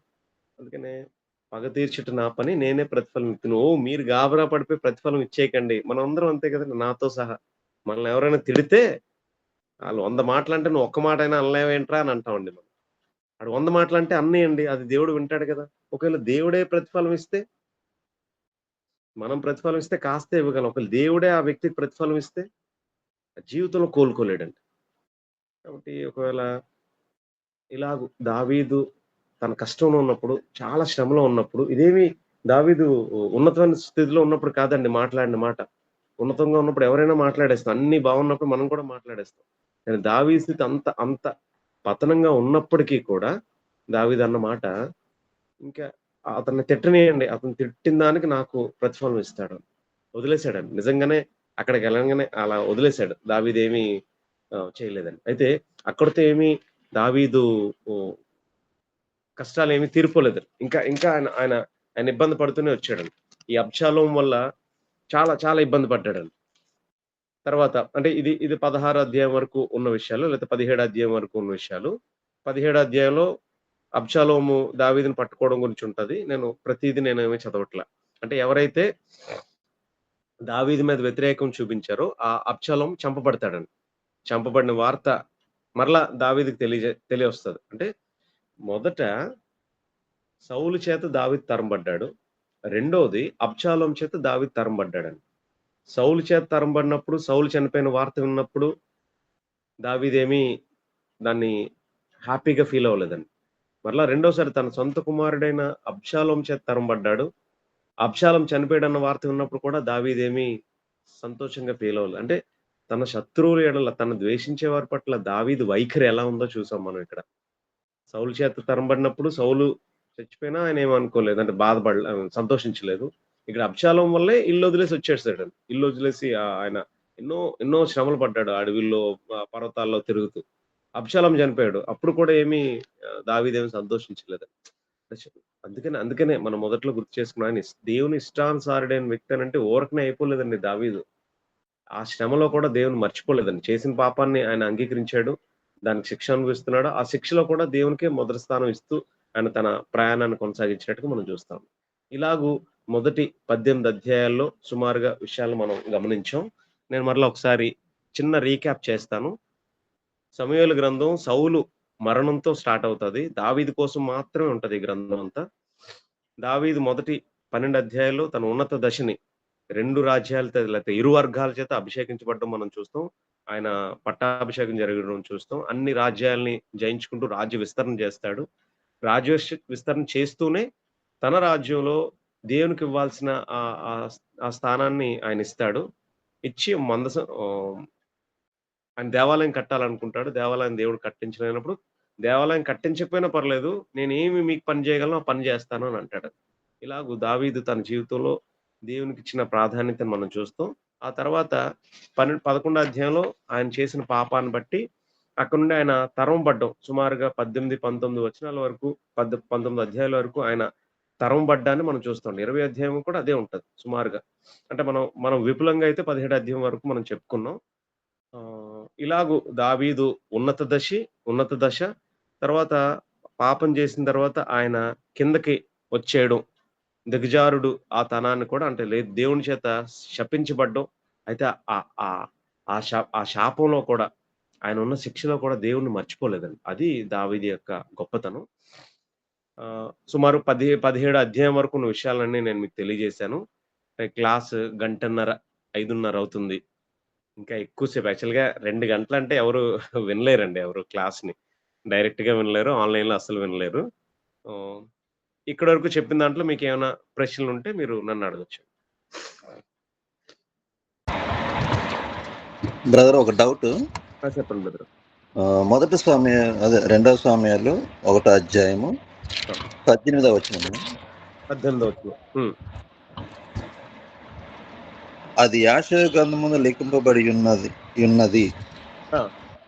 అది యాషేరు గ్రంథం అనేది మనకు బైబిల్‌లో లేదు కదా? లేదు బ్రదర్ లేదు. మీరు మంచి ప్రశ్న వేశారు. ఇక్కడ చాలా మంది రాజుల కోసం గాని, చాలా మంది మనం మొదటి రాజుల గ్రంథంకి వెళ్ళిన తర్వాత పలానా రా 20 మంది యూదుల్ని 19 మంది రాజులు పరిపాలించారు. ప్రతి రాజు చనిపోయిన దగ్గర మీరు చూడండి ఈ మాటలుంటాయి. ఈ రాజు చేసిన పనులు ఆ రాజుల వృత్తాంతాల గ్రంథమందు రాయబడింది అని. ఒకటి రాజ్య గ్రంథాలు ఉన్నాయి. ఇలాగే యాషేరు గ్రంథం అనేది మన దగ్గర లేదు. కానీ ఈ సంఘటనలన్నీ ఆ గ్రంథంలో రచించబడ్డాయని మనకి ఇక్కడ ఉందండి. ఆ గ్రంథం అయితే ఇక్కడ లేదు. ఈ బైబిల్‌లో రాయబడిన గ్రంథాల్లో ఆ గ్రంథం చేర్చబడలేదు. సరే. మీకు అర్థమైంది బ్రదర్ నేను చెప్పింది. ఇప్పుడు మనం చూస్తే ఎస్తేరు గ్రంథంలో ఆయన రాజ్యపు వివరాలన్నీ నాకు తెలియజేయండి. నాకు నిద్ర పట్టట్లేదు. రాజ్యంలో జరిగిన విషయాల్ని నాకు తీసుకొచ్చి చదివించండి అన్నప్పుడు వాళ్ళు ఒక విషయాన్ని తీసుకొచ్చి చదివిస్తారండి. అది ఆ రాజ్యానికి సంబంధించిన విషయాలని రాయబడిన గ్రంథం. అలాగూ ఈ యాషేరు గ్రంథం అనేది ఆ కాలంలో ఎవరైనా వ్యక్తి అయ్యుండొచ్చు, లేకపోతే ప్రాంతం అయ్యుండొచ్చు. వారు దాంట్లో రచించారు. అది 66 పుస్తకాల్లో చేర్చబడలేదు. ఓకే. థాంక్యూ. అంటే 6 వరకు కంటిన్యూ చేయడానికి నాకేం ఇబ్బంది లేదు. అయితే అంతసేపు మీరు వినలేరు. ఇప్పటివరకు చెప్పింది నేను అధ్యాయం టు అధ్యాయం ఏమి మీకు చెప్పలేదు గానీ, ఓవరాల్‌గా ఒక స్టోరీ లాగా దావీదు ఉన్నత దశ, దావీదు ఆయన పాపం చేసిన తర్వాత ఆయన పడిపోవడం. ఎలాగ మరలా తిరిగి ఆయన రాజ్యాన్ని దేవుడిచ్చాడన్నది కూడా మనం చివరి భాగంలో మనం అది చూద్దాం. ఇలాగు దావీదు గురించిన దీన్ని అందుకే ముందు చెప్పానండి. దీన్ని రెండో సమూయేలు గ్రంథం అని అంటారు. లేదంటే దావీదు గూర్చిన గ్రంథం అని అంటారు. ఇప్పుడు ఎలాగైతే మనకు మత్తయి రాసిన సువార్త, మార్కు రాసిన సువార్త ఇవన్నీ యేసుక్రీస్తు జీవిత చరిత్ర ఎలా ఉంటదో, ఈ సమూయేలు రెండో గ్రంథంలో కేవలం దావీదు కోసం విషయాలు మాత్రమే దీంట్లో లిఖించబడి ఉంటాయి. అందుకు దీన్ని దావీదు గ్రంథం అంటారు. ఇలాగ మనం ఇంచుమించుగా 18 అధ్యాయాల్లో 18 అధ్యాయం చెప్పుకోలేదు. మళ్ళీ 18 అధ్యాయం అబ్షాలోము మరణం గురించి కూడా మనం ఒక 2 మాటలు చెప్పుకున్నాం.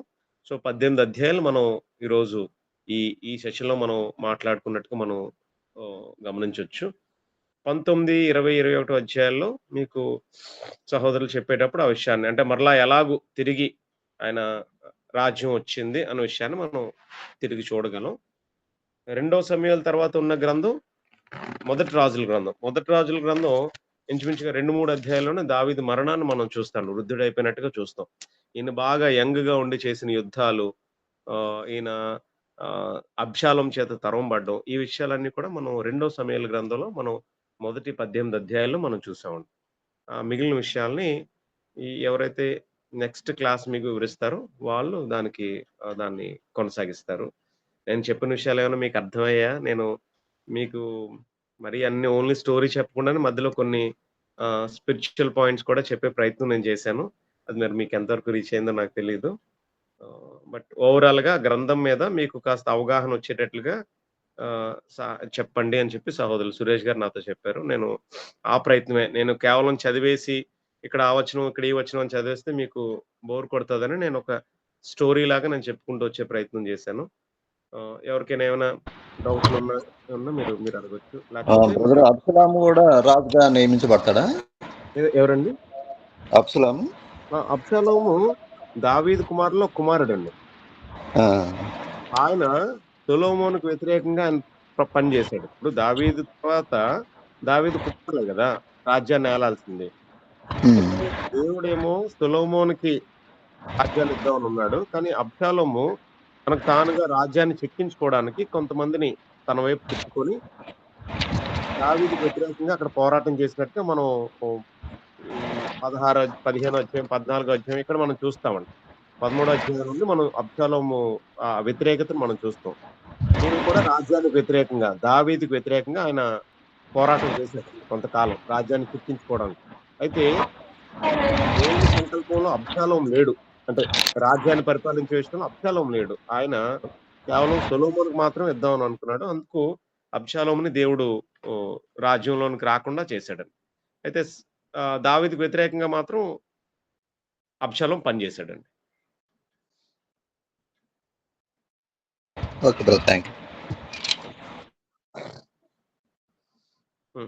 కొండయ్య గారు మనం క్లోజ్ చేసుకుందామా? లేకపోతే మీ టైం 6 వరకు నేను కొనసాగించాలా? లేదు, ప్రార్థన చేయండి బ్రదర్. మీ ప్రార్థనతో ముగించు. ఓకే.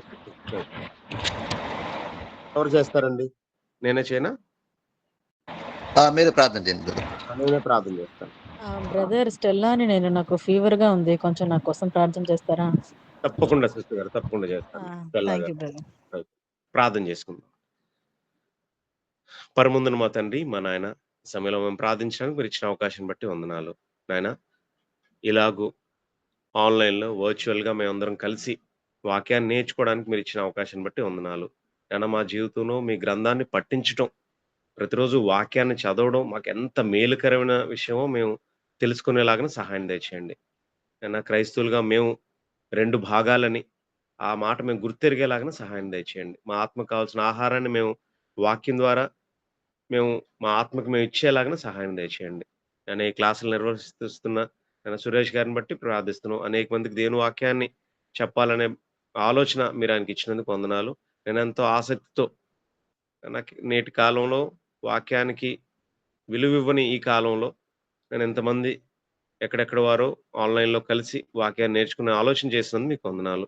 మీరు ఈ ప్రయాణాన్ని మీరు అనుకున్న సంవత్సరాలు ట్రైనింగ్ అంతా కూడా చక్కగా పూర్తి చేసుకునేలాగా సహాయం దయచేయండి. అనే సమయంలో ముఖ్యంగా మా సోదరి స్టెల్లా గారిని బట్టి ప్రార్థన చేస్తున్నాం. నేను ఆమె అనారోగ్యంతో బాధపడుతుండగా మీ యొక్క సహాయాన్ని దయచేయండి. నేను మా దేహంలో అవయవాలను నిర్మించి నడిపిస్తున్న గొప్ప దేవుడు మీరు.